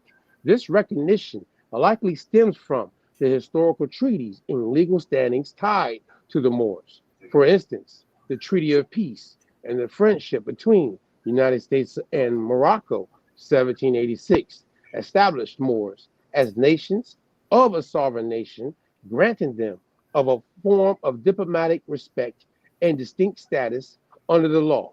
Because of these treaties, Moors were often seen as free persons or foreign nationals rather than enslaved individuals, which would align with them being treated differently from African descended people under racialized laws. A little bit more. In this legal and historical framework, Moors might have been considered white or at least distinct from Negroes in certain legal contexts. This differentiation was not necessarily about skin color, but about political and national identity, shaped by treaties and international relations. That's what chat gave me about this page in the volumes of Abraham Lincoln's philosophy. Well, yeah, because you know, remember that's the Sundry Act of South Carolina when the Moors were taken into slavery, and the Sultan contacted George Washington, and then they said that Moors were white and not under the Negro law, and then right after that, it became the white male became the Naturalization Act. Like they didn't even Europeans wasn't really even calling themselves white at that time until that they passed this privilege of law, and then they said only white males were naturalized citizens in the United States. But this the part that you're forgetting though. This what actually made it work, okay? Those 8 Moors, they say that they were subjects of the Emperor of Morocco. That treaty was only for motherfuckers who was from Morocco. That's right. Because that's who it applied to, because that's who they had a treaty with, Morocco. Because I had somebody trying to say, well, that applied to all Moors. No, the fuck it didn't. No, it didn't. It did not apply to all Moors. Because when you had Prince Amar Rahman, who was enslaved in motherfucking Natchez, Mississippi, right? They didn't even much know who he was. But that's when he was like, oh, the president got in touch with the Emperor of Morocco. They were like, I don't know who that is. Don't know who that is. So one of the doctors saw the dude at the flea market. He was like, hey, I know you from somewhere. He said, yeah, I'm Prince, of Fuda Jalan. And so that's when he was like, yeah, my name is Prince Amman Rahman. So they had to call Fuda Jalan. So Amman Rahman, he had to pay for his freedom. And he did tours to the northeast and everything, and he wound up going to the Prince Hall Lodge to speak and say how it was in his slavery. So he was trying to raise money to free his family. So that treaty did not apply to all Moors. It didn't. I agree. And plenty, I'm gonna show that in a minute, Paul. Because you got something you sent me when I told you to save it for tonight, right? You see where I'm going with this. I don't know if you see what I'm doing, right? I hope you see what I'm doing now. All right, now. Because see, William Dungy, right?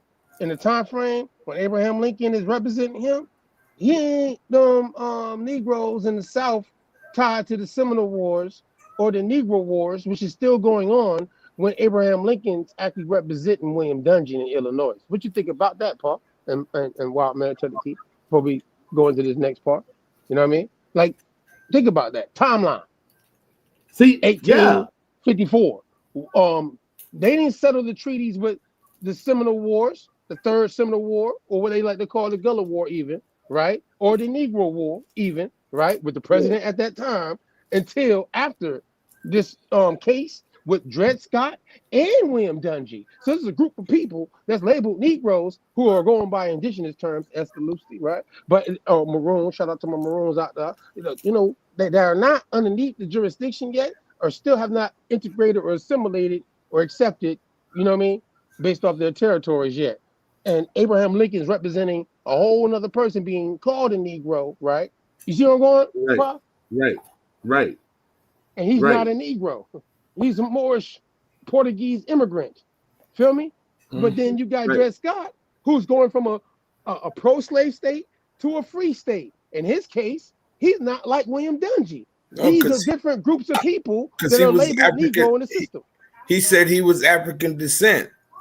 He said he was African descent. You know what? There's a thing going on why these people be calling themselves African descent. And there's a pseudo this, pseudo that part of this night conversation. So I just want to get to this real quick because it's very interesting to me. I wanted to point that out.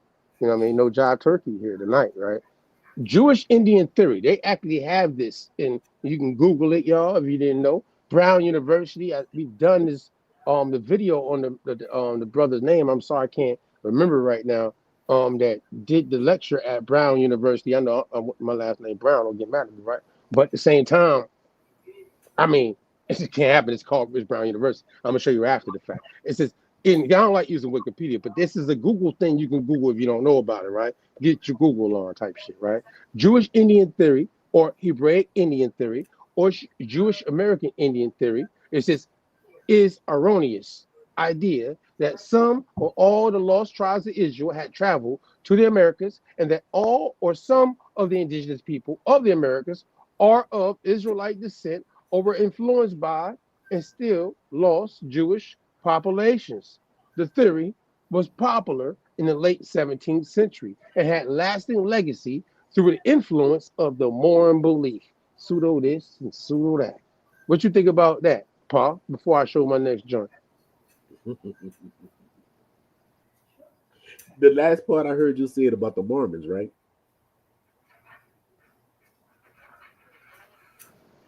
Yep. You mentioned the Mormons, right? Yeah. Well, when you deal with the Book of Mormons and you look at First Nephi, the 18th chapter, and you read that, they said that they came right before the Babylonian captivity. So dealing with the Babylonian captivity, if you was to go into the Bible, that would be dealing with 2 Kings. All right. So Nephi said that that Moroni and all of them there, they got on the ship and they sailed for the New Promised Land, right? And they said when they got to the New Promised Land, that it reminded them of Jerusalem. But they said that they landed somewhere in South America. Okay. So dealing with that, even though you may have a few Hebrews that went, that still don't change the demographic of the tribal nations that are here in the Americas. Yeah, I mean, go ahead, Teddy. I feel like they could have been influenced, but they weren't, because they was already here. So you had different Jews and, like I say, the Moors who came to America after 1492 and mingled in and brought these elements in. You know, when you're dealing with like Boston already had it set up for people to get free people of color nationality paperwork. Like Boston was had the first Moorish college. You know what I'm saying? These things was already set up. You got all these different dark-skinned tribes, that were already maneuvering, you know what I mean, that had no thoughts of religion at all.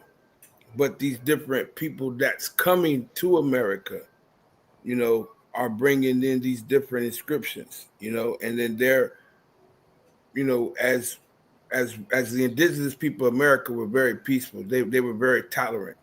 You know what I'm saying? They would allow these people to come in to share their culture. You know what I'm saying? So, you know, I just feel like that's one of these things that's just overpowering based off of the Hebrew Israelites, you know what I mean, which is an oxymoron in itself. Right. I agree with that too. I mean, look, and the same situation, funny enough, is when it says the theory, after y'all both said what you said, I mean, at the bottom of the page, if anybody read the screen, that's why I let it sit there, because people in the conscious community that talk about Egyptians, Phoenicians, Carthaginians, Vikings, Tartars, Chinese people, or Atlantis, right? Along with the lost tribes of Israel. It says this theory thus neatly answered both the question of the indigenous people origins and what had happened to the lost tribes. The theory existed in a wider debate about whether peoples of the world had a see that I brought up earlier, monogenist, right? Monogenist. But you know Monogenic what? origin. Wait, let me read the whole thing before you say something now. The monogenic origin in Adam, or whether they had a polygenic origin deriving from different creations. You see what I'm saying? This is inside of the Jewish Indian theory. You see what I'm saying? But here's the thing, right? But if you're talking about the 10 lost tribes, the 10 lost tribes, that's spoken about when the Assyrians went to take the northern tribes, which was the 10 tribes of Israel. And they I say agree. That's earlier. they was taken to Assyria. That's what they say they was taken to. So The the Assyrian 10 lost Empire. tribes, the 10 lost tribes was taken to Assyria. They didn't make it over here. Again, in the manner of the time frame based off the biblical context of what you just said, tied to the people who will be tied to what we call Yasharel, Habiru, Hebrews, Yahudi, and their ethnic and religious ideals of their origin story, which ties in again to the origin of Adam and how they trace it back. All I'm saying is, yes, I agree with you. At that time, they did not get disposed in a way described, as some people might conflate into, that it says anything about them coming into exactly the Americas, because obviously it wouldn't have been called that, and we can go into that another time. But still, the monogenic origin in Adam, or whether they had a polygenic origin deriving from a different creation, is tied again to the principle of what they're trying to do in their colonization amongst indigenous people in America, as far as including them into their Adam and Eve story, or keeping them outside of it, based off obviously the indigenous people having a different origin story from them. Am I making sense what I'm saying? Cheeto Paw and Teddy? Yeah. That's tied to the theory. Polygenic, monogenic. It's tied to the theory. Now, keep it going, guys. Slide on.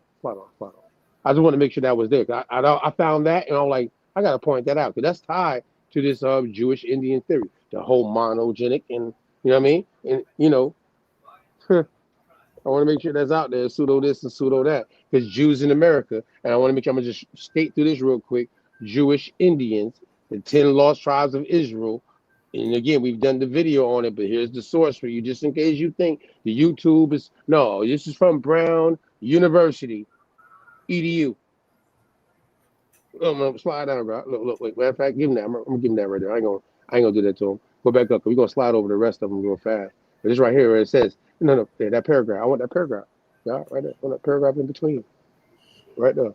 Here you go. The earliest explorers identified the indigenous American peoples comfortably as far-flung East Asians. But as it become manifest that the Americans were a new and uncharted part of the world, new theories developed as the origins of the Indians. The temptation was strong to find ancient connections, whether in writings or classical antiquity, or the mysteries of Old Testament. Spanish observers, Spanish, right? First Thanksgiving, were the first to begin cataloging lists of practices by indigenous people that invoked Jewish customs, while the Spaniards turned away from the conclusion that the Indians were descended from the 10 lost tribes. Other colonial and old world observers, including even the Jews themselves, will continue to speculate on this topic through the end of the 17th century. Authors representing different religious traditions viewed recovery of Judaic remnants in the New World as a fulfillment of biblical prophecy, making possible the reuniting of the world's Jews. Now, you see that Jewish Indian theory? This is Brown University. Slide down, God. I want you to give me our feedback as we go through these people right here you see on this list. Stop for a minute in between one. You know what I mean? They give you our examples. This is in Brown University's. We're going to scroll slow. You hear me? Look at that guy right there. These are all these different Jesuit. You see that? Jesuit? That's my All right, we're going to keep. That's 1588 now. No. Oh, Manasseh ben Israel. You see that language? Ladino, right? That could be tied to the Muskogee, by the way, but still. Now, the Ladino, those are the black Spanish people that they sent to Sephardic. Hispania. Right. Those are the ones they sent to Haiti. Right. Domingo, Saint Domingo. They speak in Ladino. You know what I mean? Mm-hmm. Right. And Manasseh ben Israel. Right there. Look at that. All these guys. Thomas Thorogood. You know what I mean? London. He got his own joints in. Or you go look up all these folks right here. We're going to let it marinate for y'all to see different people dealing with the Jewish Indian theory. You know what I mean? Pseudo this, pseudo that. Hammond, Estrange, Gottlieb Spitzville. I can't remember. I mean, I messed up. I massacred his name. What's his name? Gottlieb Spitzville. I mean, think about it. Think about this, bro. At the end of the day, when Columbus came here, that wasn't the first ships to ever come here. The Jews in Spain been coming back and forth to America for a long time. Before Columbus. You know what I'm saying? So there always going to be different elements of them leaving their culture with these people. What's the next one? You know what I'm saying? Like that's I agree. That's because these are all the time frames. DeSoto was Jewish. Right. You understand? So and he was Sephardic. Which is dark skin. All these people were Sephardic Jews. Oh, I'm glad you said that. It's like Dub. Dub means black. Niger Dub. Dublin. That's black. Wales. Welch.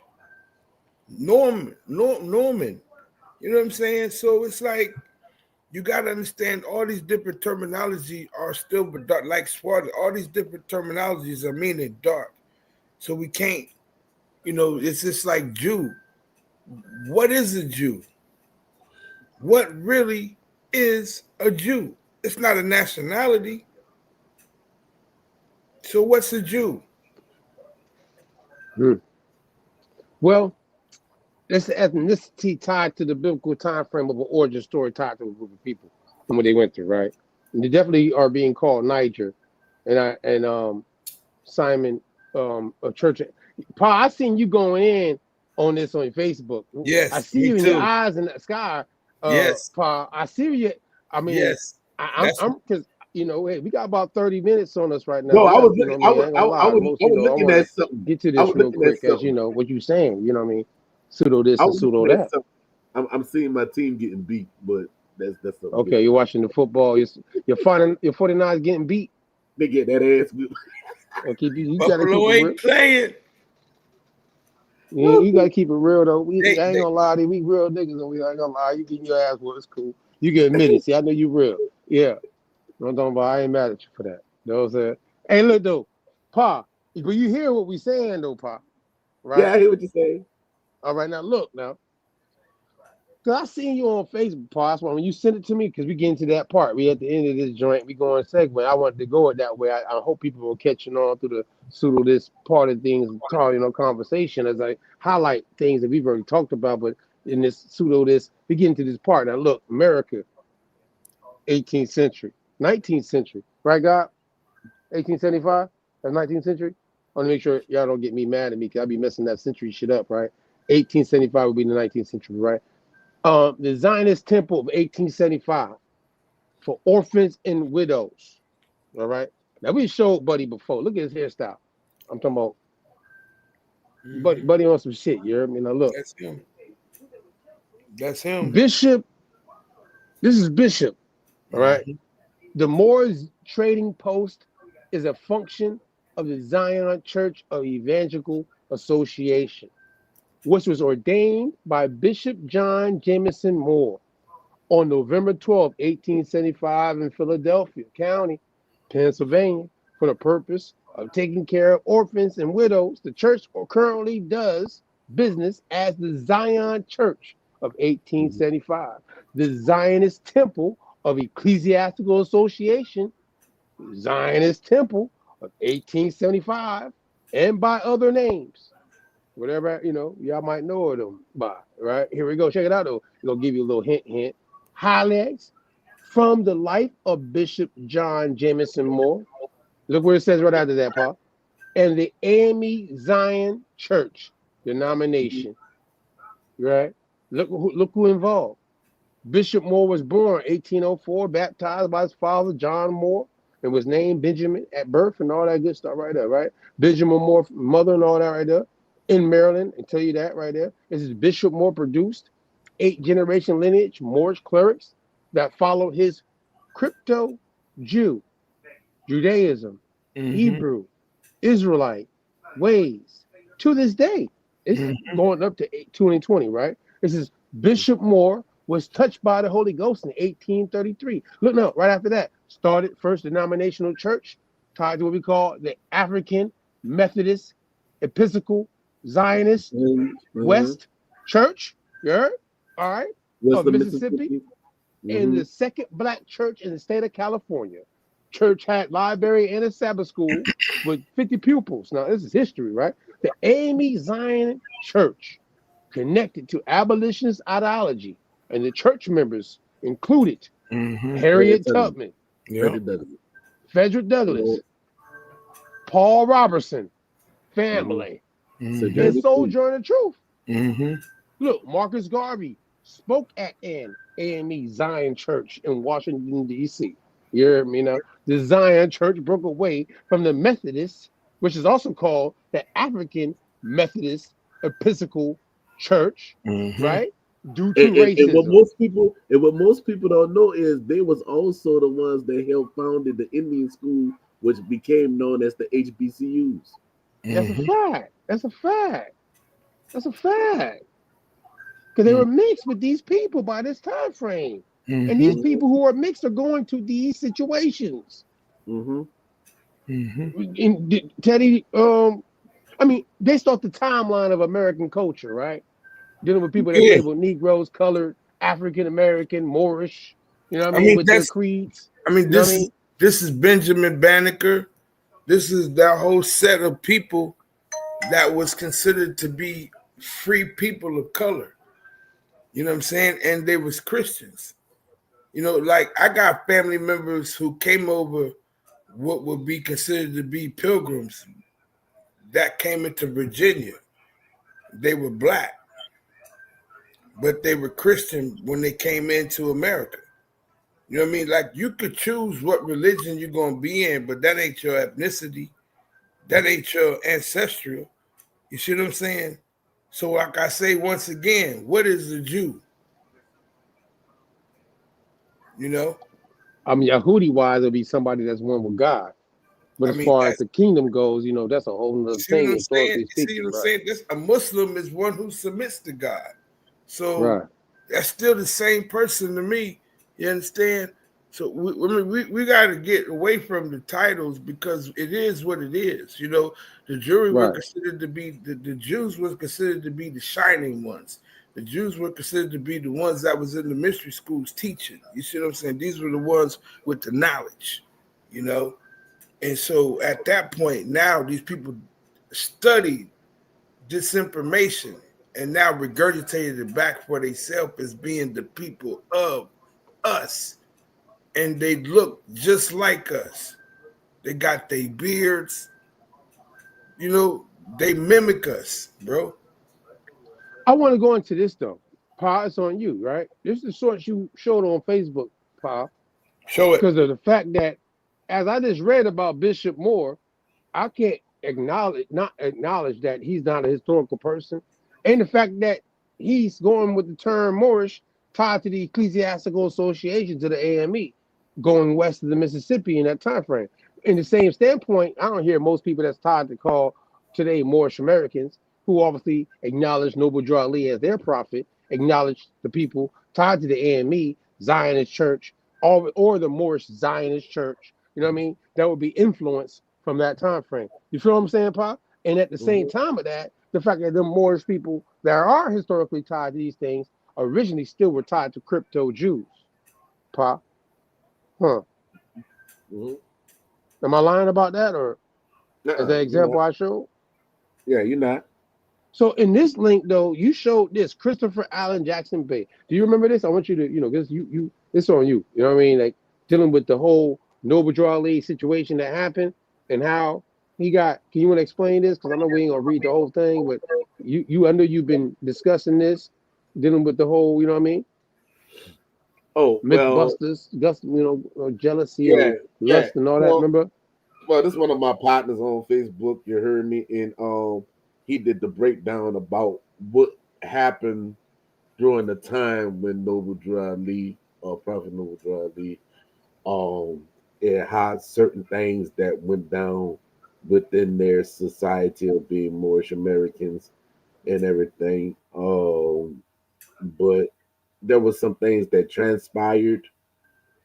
But it was dealing with jealousy, envy, greed, money, women, the whole shebang. It was worse than Young and the Restless.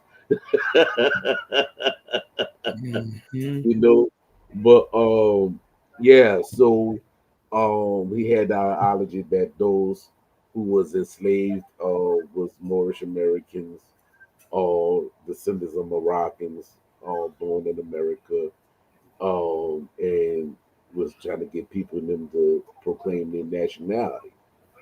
So they had to go through the temple to proclaim their nationality.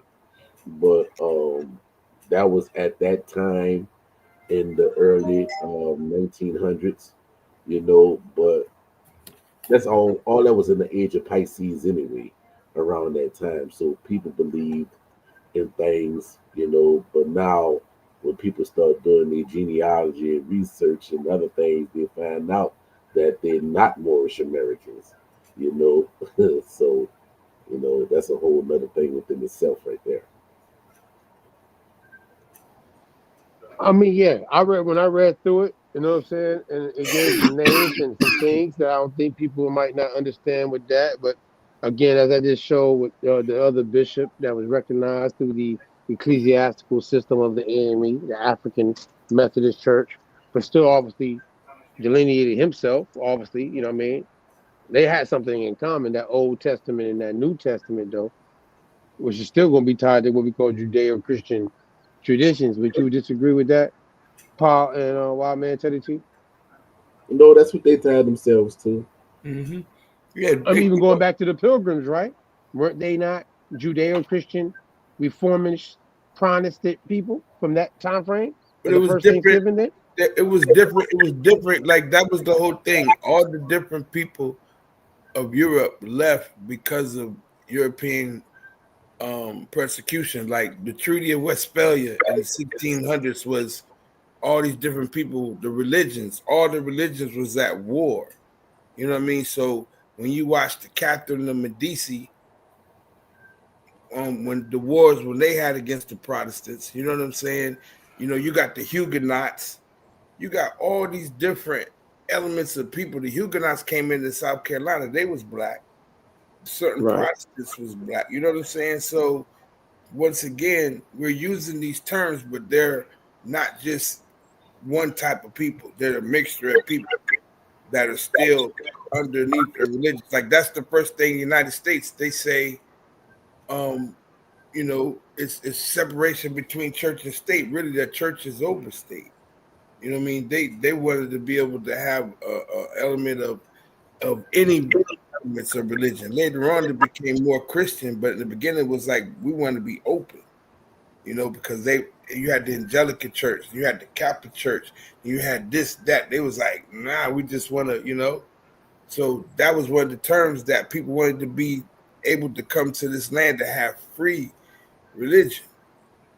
You know what I'm saying? So all these different ideologies in terms of what's there, like an Indian, like that come a Jewish Indian come from conversation after Columbus. They wasn't saying that before Columbus. You know what I'm saying?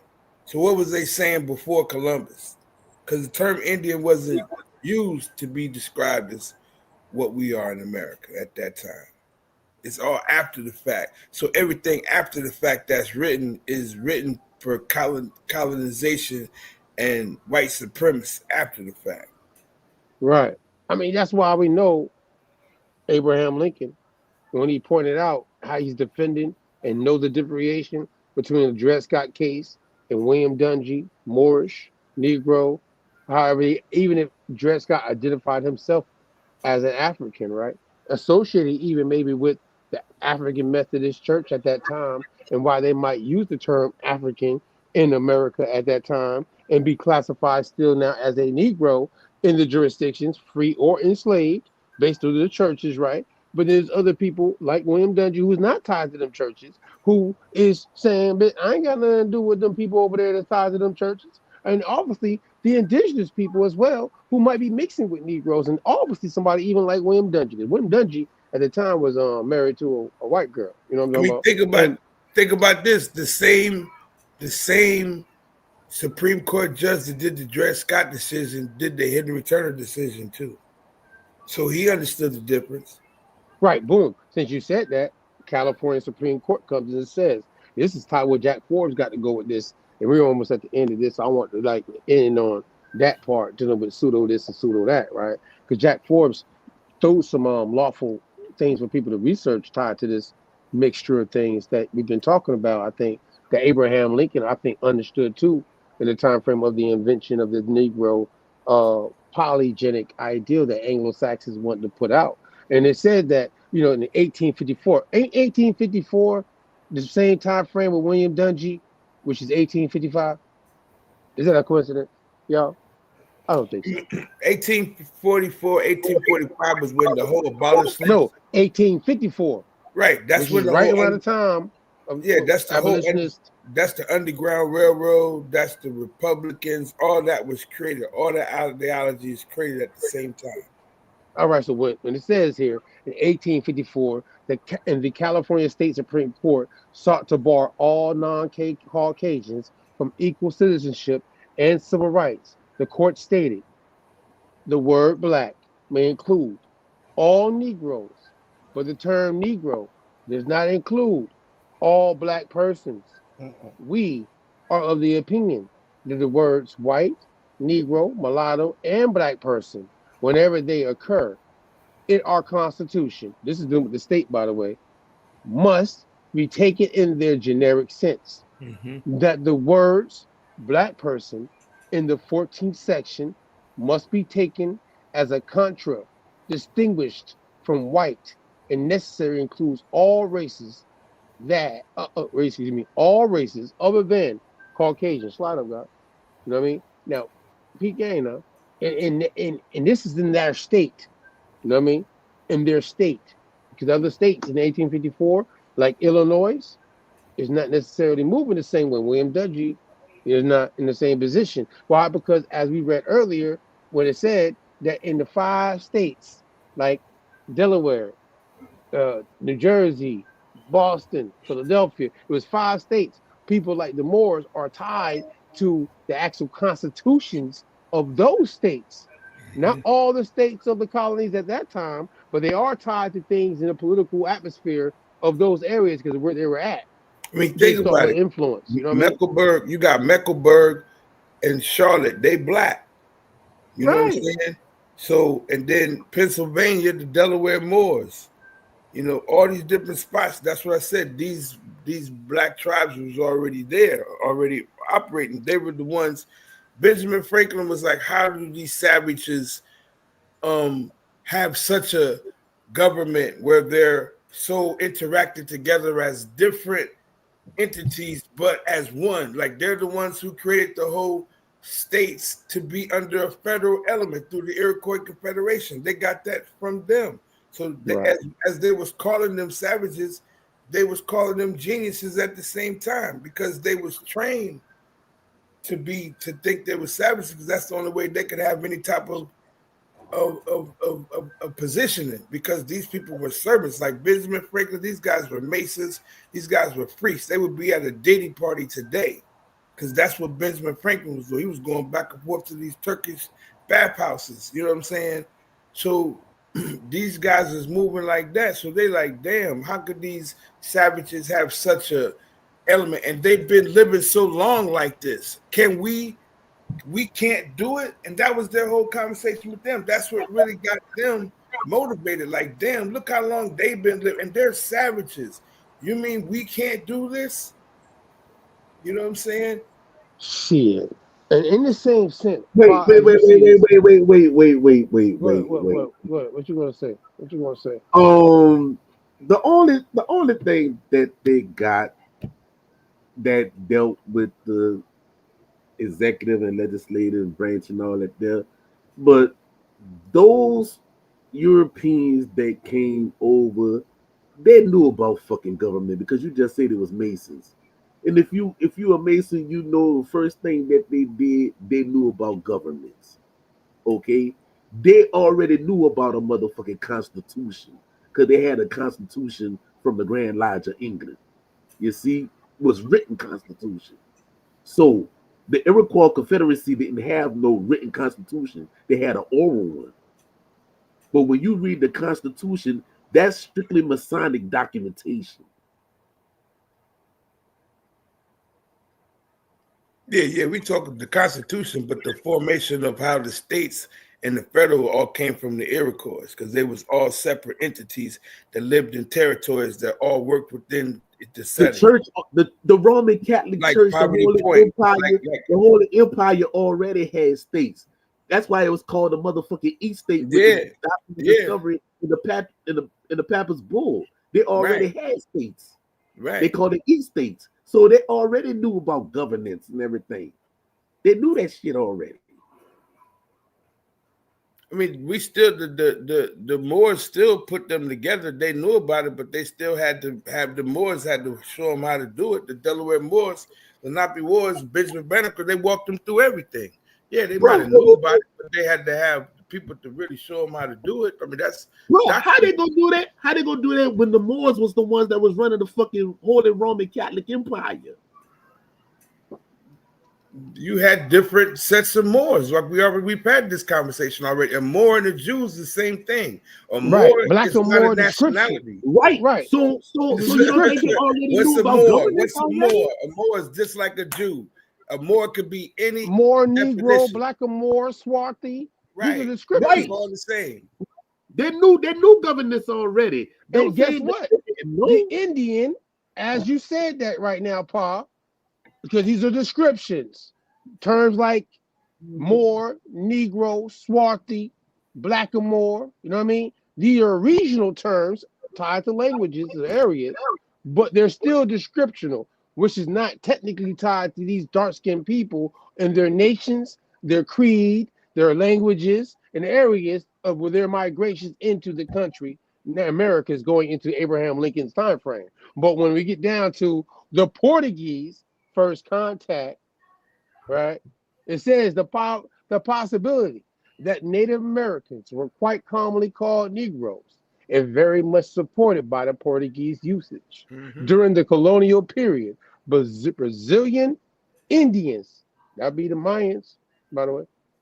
I'm gonna see if I can find this PDF file that I had, but this was because they was taking Indians in the 14 and 1500s over to the Airborne Peninsula.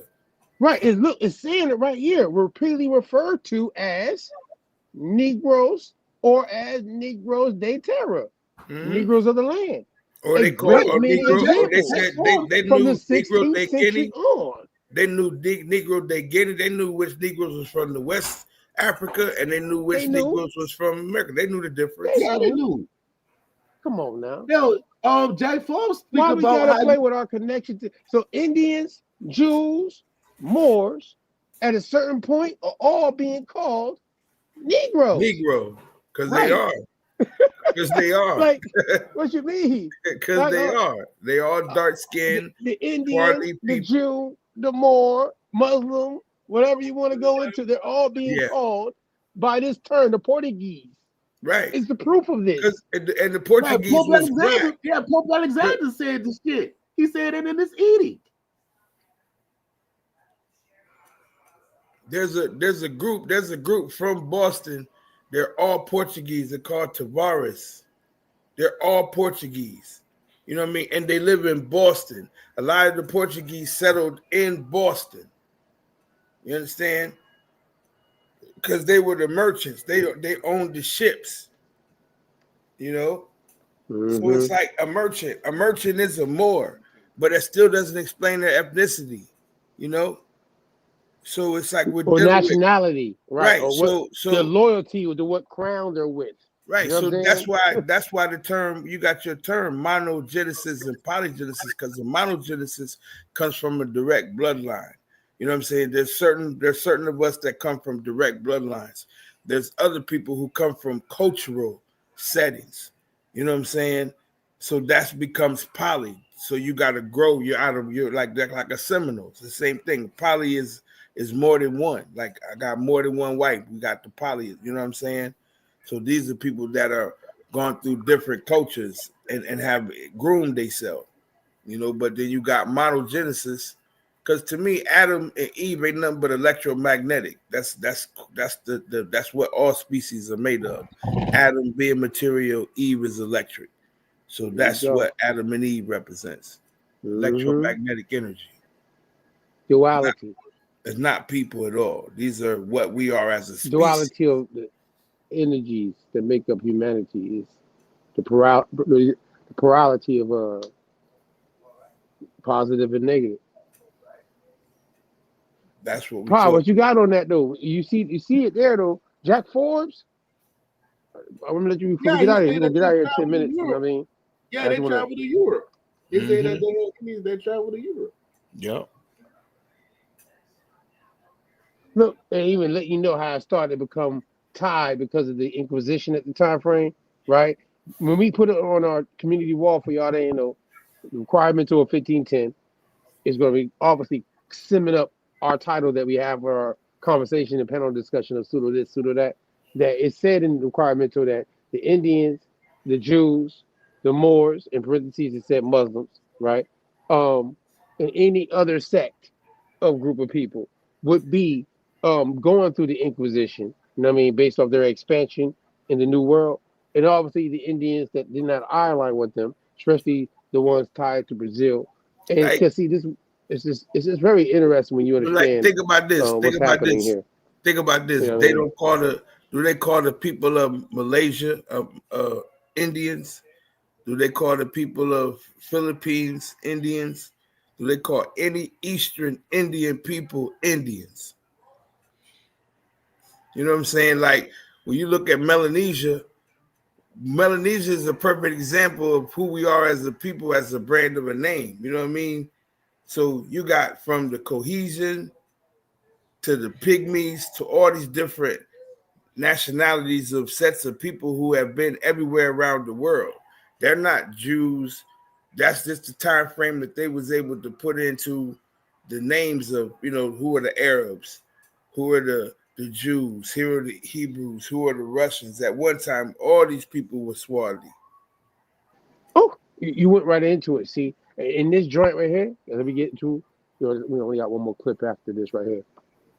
Because I want to make a combination of what we're talking about with this. Insofar as the term Negro became synonymous with slave or servile status, it lost any specific color reference and became a general term of abuse. Darker people preferred to be called patron as a result. It is highly likely that the Spaniards also referred to slaves generally as Negroes in the Caribbean, and that the Dutch took over the same general practice, since Negro and Negar were not Dutch words and had no immediate equivalent except swart, that's swarthy, Donker, and Bruin. A Dutch-French-Spanish dictionary of 1639 has the following entry for Spanish, and it says Negro, Noir, like the Noir codes, the black codes, Yeah, that's French. Sombre, Yeah. Obscur, Obscure, Brun, that's another word in French, Swart, again, Dunker, Bruin, like the hockey team. You heard me, y'all? Dutch is telling you that the Bruin hockey team is influenced by the Dutch term for black. Yeah. Thus, Spanish Negro could be translated as dark or brown, as well as black. Well, you got the swart. UCLA Bruins. You got the UCLA. Yeah, I mean, you got Bruins all throughout. I'm saying, but the term is related to something in American history and people. You know what I mean? And not all from the same situations, though. Is this undoubtedly this usage facilitated making reference to all slaves as Negroes or Negers in Dutch language. Moreover, it's significant that a Spanish residing in Antwerp in the early 17th century, the preparer of the dictionary, saw Negro as being translated in a number of ways in both French and Dutch. It says by the later half of the 16th century, the English were referring to the people of Africa as Ethiopians. Look now, 16th century, slide up, God. Now, PPA. And it says blackamoors, another term, Negroes, and Moors, somewhat interchangeably. Negro gradually came to be the dominant term. Because of dark skin, because of the color. Right. And it says, especially after exhaustive, I might have messed up that word, exhaustive, thank you. Say it again, God. Exhaustive. Yeah, that's it. Contact. I got the slur from the liquor. That's what it is.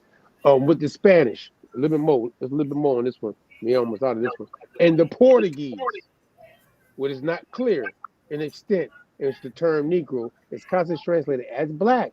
Automatically association of Negro with black color cannot be assumed since black Africans are actually of medium brown, dark color. You know what I'm saying? So you know that the word Negro that's tied to this shirt right here ain't the same as this dark color. You know what I mean? And no matter of the mixture of what you might call Negro today. You feel me? Y'all? In this conversation? You see?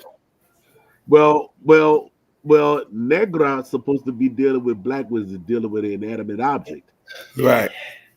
But when they was talking about people, they was talking about what Fat Pun say, Boniqua, Moreno. So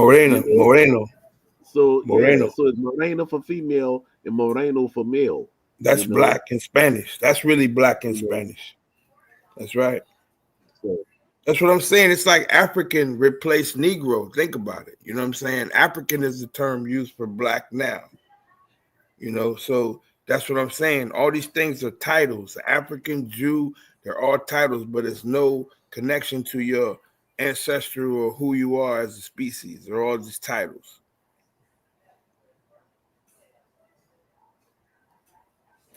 As a matter of fact, I'm gonna give you an example before we slide on something I found interesting me out of here tonight. I thank y'all for not tapping in with some pseudo this, pseudo that, you know what I mean, edition for the holidays, you know what I mean?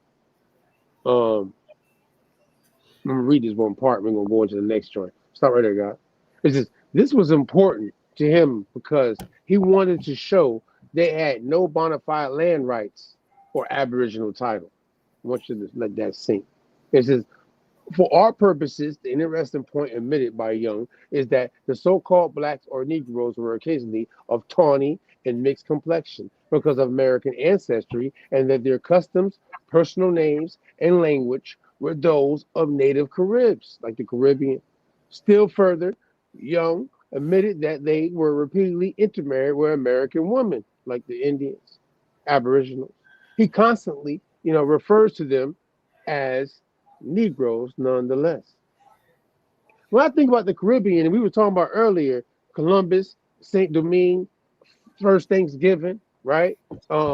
Florida, though, for all we know, was tied to the treaties and everything we were talking about earlier, but St. Domingue, in the Caribbean, right? God, give me that last joint. We're gonna check this out. St. Domingue happened to be what we call Haiti, correct, y'all? Haiti.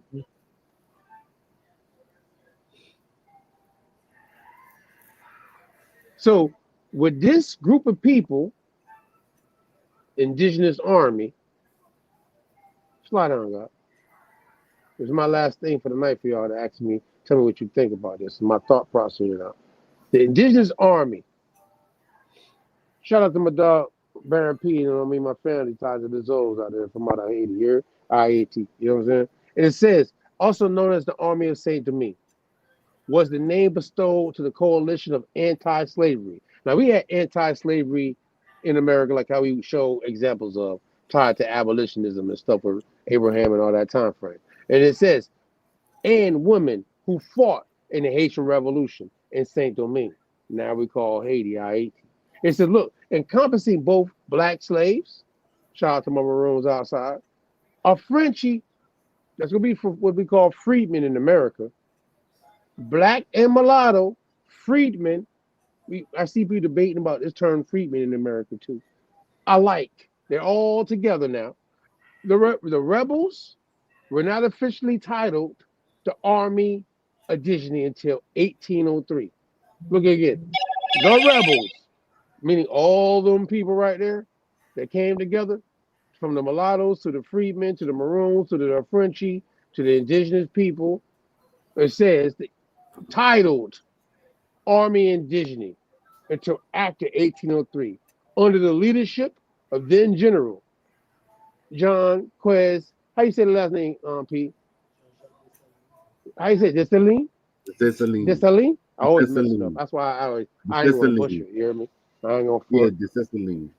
So however y'all pronounce, you see it there though. You hear me? Yeah, now you slide up a little bit. Slide up a little bit, guy. Look now.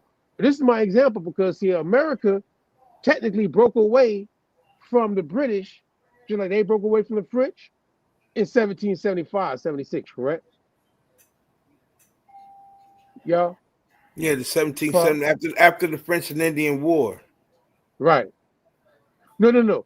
Well, after the French and Indian War, King George III did the Royal Proclamation of 1763. And then that 1763 to 1775 led to the Continental Congress with the House of Burgesses and all that good stuff with George Washington, you know what I mean? Dealing with the independence and breaking away because of the tax situation leading to that American Revolution. Do y'all agree with that or disagree with that? Either way, just real quick, just so I can go into this part. If y'all disagree, put me on. I mean, either way, George Washington, general, who becomes the first president, he's breaking away from the British. We know that. He also signed that treaty with the Moors in 1787 after they broke away from the British. You know what I'm saying? International treaties. George Washington's tied to all that. But always remember, they was connected to the French because the French was making a killing with all the resources of Haiti. And that's why the French were the biggest contributors to the United States in the independent war. Oh, that's why we know that people that was tied to what we call Saint Domingue or IAT were already coming back and forth and things like that before this time frame and during this time frame. But at the same time, these, again, it says indigenous army because all those people are indigenous when they broke away. They're tied to the land, and now all their categories being now calling themselves as a nation Haiti, just like how we would be called Americans, descent from that time frame. Would you disagree or agree? Yeah, that's the collective of the people from the mountains. These are the people of the mountains coming to as one to be that, and I would say the Seminoles done it, you know what I mean, through an element of war, but it's just only been those different sets of people who had to really deal with that because other people use more political sets to free themselves and to put themselves in position. Certain people use physical means to free themselves. It's the same thing of talking about all blacks is poor. You know what I'm saying? Right. Not all black people use themselves physically to free themselves. Some people were smart enough to get manumissions, to marry into this, to move like that. You know what I'm saying? So it's the same thing. We got to know which class of people we're talking about when we're talking these conversations to define them, because they all wasn't going through the same situations. That's the Lucy LaBrie.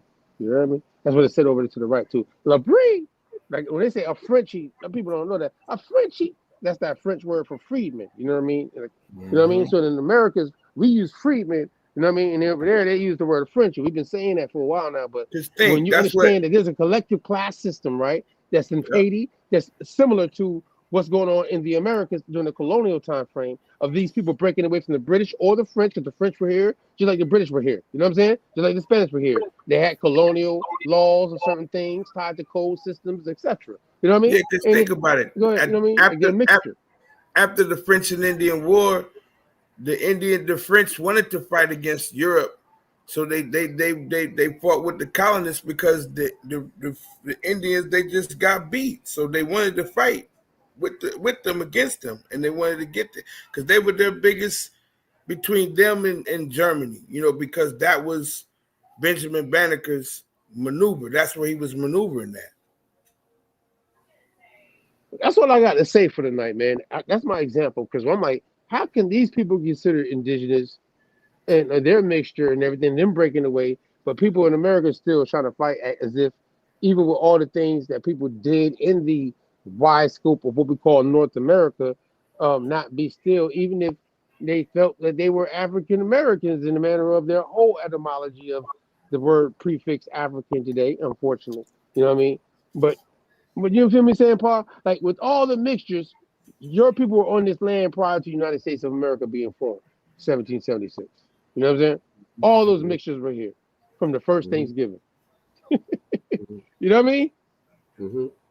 So I mean, we got to be like mature about what we talk about sometimes. Only put that in perspective. Pseudo this and pseudo that. You know what I mean? Because it be getting out of it be jive turkey shit going on out here. You know what I mean? To be honest with y'all. Well, one thing about it, the United States didn't break away from the British Empire. Uh-oh.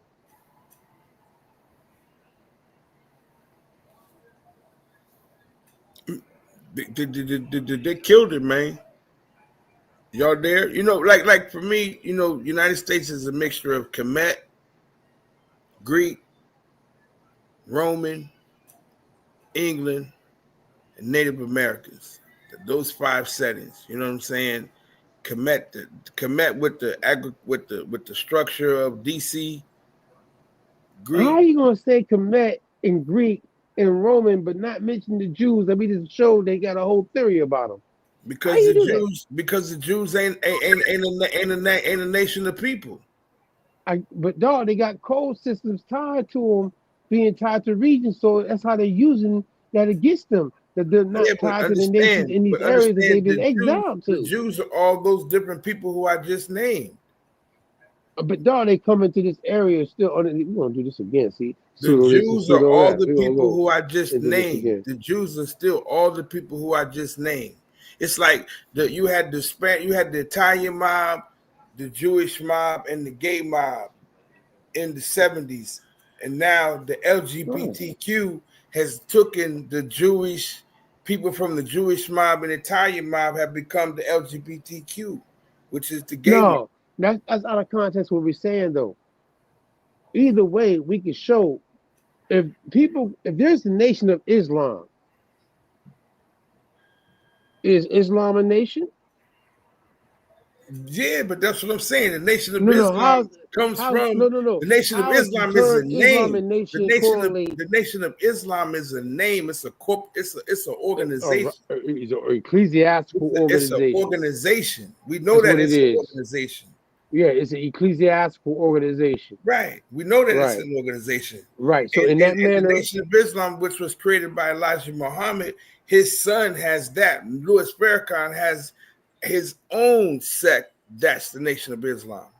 But in that manner of what we're talking about, though, I'm saying that it could like we showed Bishop Moore earlier, Jameson Moore, 1875. He's tied to the AME Church. His prefix, even though he's tied to the African Methodist Church of Zion, he's saying I'm Moorish and I'm a crypto Jew, Judaic. So Right, again, those are all just titles. that could be a nation of people Those too. are If those are Islam all could be a just nation, those shit, they are both all religions. just titles. Those are all creeds, just faith. titles. They're all the They same say thing. They're all just titles. Again, that's why we're having this conversation. They're Pseudo all this just and pseudo titles. that. You know what I'm You saying? know what I mean? Because a lot of people have different ideas of this right here, titles and things. Because I think they're titles at sometimes, but also we have to identify that they're tied to an ethnic situation that describes the people. Bro, the first person not in ethnic, that Bible, culture. that first person in that Bible, culturally, called Niger, it belongs to the church of Anatoch. His name is Simon. Right. Church of Anatoch, right. In the Acts, right. So that black person being described as Simon is tied to a church.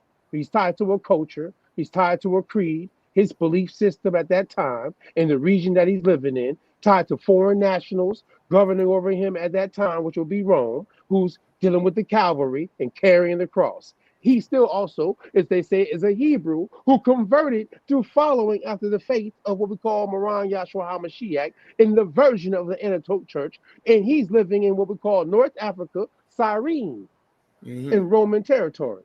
He has a culture, a creed, identity, all that. Everything. So at the end of the day, that's what I'm saying. It's an example.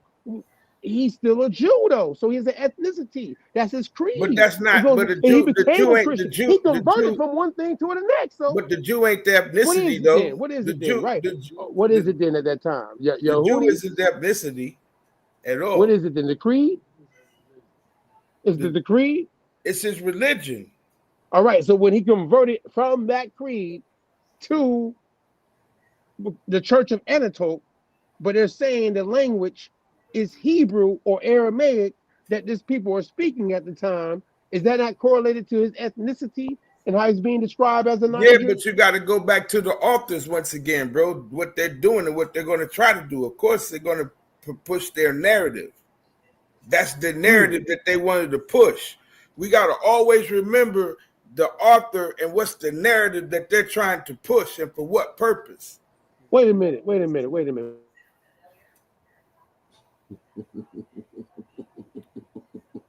See, wait a minute. I'm missing something. See? Another part 2, part 3. You got to always remember the narrative. There's always a narrative. We're going to have to come back to this. There's always propaganda, brother. There's always propaganda. Remember, I knew it. The propaganda is for the next time we do this, pseudo this and pseudo that. You know what I'm saying? Been there. That's what I wanted you to. That's what I'm missing. Where's that at? Did we show that? Flash this on them. This only takes 2 minutes. Flash. Okay, we're gonna leave it there. Yahudi. Types of Jews that's tied to nationality. Different nations of people. Right. You got Ashkenazi Jews, you got the So, Jews, and then you got everybody else who just want to convert to be. This is what we're gonna have to get into. Because this is where people are gonna have to get understanding of this. Is Simon converting to something? Simon was going through the degrees. Simon was going through the degrees of consciousness. He wasn't converting through ethnicity. All right now. Simon was going through But you know what? But you know what? Interesting. You know what's so funny? We just saying now. You know what's so funny? You know what's so funny? Nobody never asked the question. George Washington was a Mason. Thomas Jefferson, Thomas Paine, Thomas Edison. All these Masons. All them niggas was Masons. But who you trying to get independence from England, but yet you got your fucking charter from the Grand Lodge of England. That's that's the African Lodge you talking about? No, what are you talking about? I'm talking about the Grand Lodge of England. Lodge of England that give the charters. That's how Prince Hall got his charters. Prince Hall, that come out of London. That's what I mean. England, the same shit. That's what I'm saying. Like, they charter from out of London. Yay. So did they really get independence from the motherfucking crown? Oh, see, now, on that level, level, it's the same thing. It's the same thing as Haiti. Haiti didn't get independence from France. Haiti didn't get independence from French. They all still speak French. They didn't get independent. It's the same story. It's the same exact story. We're gonna do pseudo this, pseudo that later on this month. That's all I know. We're gonna show pseudo this, pseudo that. This is what, since we've been talking about this, pseudo that. This is what I found very interesting, right? You know, the King James Version Bible. It says the Bible, the Apocrypha, is a selection of books which was published in the original 1611 King James Bible. These apocryphal books were positioned between the Old and New Testament, also contain maps and genealogies. Keep sliding, God. It says the you heard me, God? Slide down a little more. I want to get all this right here. The Apocrypha was a part of the KJV. Now I want to get this last part right here. See this paragraph? The Apocrypha is a selection of books which were published in the original 1611 KJV. These apocryphal books were positioned between the Old and New Testament. It contained maps and genealogies, as the earlier part in bold said. The Apocrypha was part of the KJV for 274 years until being removed in 1885 AD. A portion of these books were called Deuterocanonical books in some entities such as the Catholic Church. You know what I'm saying? But most people that's Hebrew Israelites, Moors, and everything dealing with the KJV that don't even accept the fact that the whole KJV of their ancestors, they didn't get the whole thing. So when we look at the whole situation of pseudo this and pseudo that, how can we call everything out until you read the whole thing and why they move certain things out of it for pseudo this and pseudo that? And we're gonna we're gonna do this again before the month is over in December. Yeah, you know that's what I mean? the propaganda. Like when you got the Maccabees, you know about the Maccabees, right? Come on now, I know about the Maccabees. That's the family. That's the bloodline. That's the monogenesis. You see what I'm saying? It's like everything always adds up. Like you got to take the pieces to put it so you can see the big picture. You can put the puzzle together, each piece. You know what I'm saying? Because there is two sides. There is a monogenesis and there is a poly. That they've been separated. Like that does go down. That's like the debate to me. That's the debate because I'm trying to like the monogenesis, polygenous thing, and how think about this. Think about this. We're gonna do this tonight. There's Muslims. There's Muslims with an O, and there's Muslims with a U, and then there's Sufis. What's the difference? I know I can speak Sufi to Goofies, but they might not get it, so I'm gonna leave that alone. But that's what I'm saying. What's the difference between Sufis, Muslims, and Muslims? One's on the mystical side, esoterically. Others are finding different laws, exoterically tied to what they call their monotheistic ideal of Allah. Mm-hmm. That's the difference. See what I'm saying? So that's how each element that you're talking about have that same separation, but they're all still considered to be that one thing. You missed a couple of bro. You didn't say that I'm a Shia. You didn't say I ain't gonna you know what I'm saying? Don't do that, Paul. Don't do that shit, Paul. Paul, don't do that shit. Don't do that shit. Don't do that shit. It's all this. You know what I'm saying? Paul, don't do that shit. The Shiites. Nah, Paul. No, stop. Nah, I know what you about to do. What's the difference between Judaism? What's the difference? What's the difference between Judaism and Christianity? One came before the other one. Goddamn easy. It's this story though. It's the same story. But one. We're gonna do another one on this, y'all. I want y'all to tap in, pseudo this and pseudo that. That's why we're doing this. No. I'm glad we gonna get more people involved. I want more people on the panel. I want Lee Cummins to be here for the night. That's why I was able to flow a bit more. But we're gonna add more people to this pseudo this and pseudo that. You know what I mean? We're gonna start a little earlier too when we do it too. We're gonna get into this a little bit more because next time, y'all, we're gonna hold y'all off, put your thoughts together, get y'all sources ready for this, pseudo that, and we're gonna try to get one more in for December's over. And Moundology too. We're gonna do that this month. Paul, I'm gonna holler at you. Wild Man Teddy T, thank you very much. Y'all have a good night. You know what I mean? Have a good night, man. That jive turkey y'all be eating out there and shit. You know? That's the ham leg. Moranica. Holla at y'all. Peace, I'm gonna go get me some ham leg now. I ain't mad at you though. Go ahead, do your thing. With gravy on it. With some gravy. Toe dye. With some cook on that motherfucking glaze. Yeah, peace, y'all. Moranica. The harsh reality is live life autonomously. Tap in with us. You know what I mean? The Autonomous Party. Each and every Sunday. Check out the platform. Tap in with us. Peace. Go ahead, God. Baron P. Everybody that's in the building, we out here. Meet me in the lounge.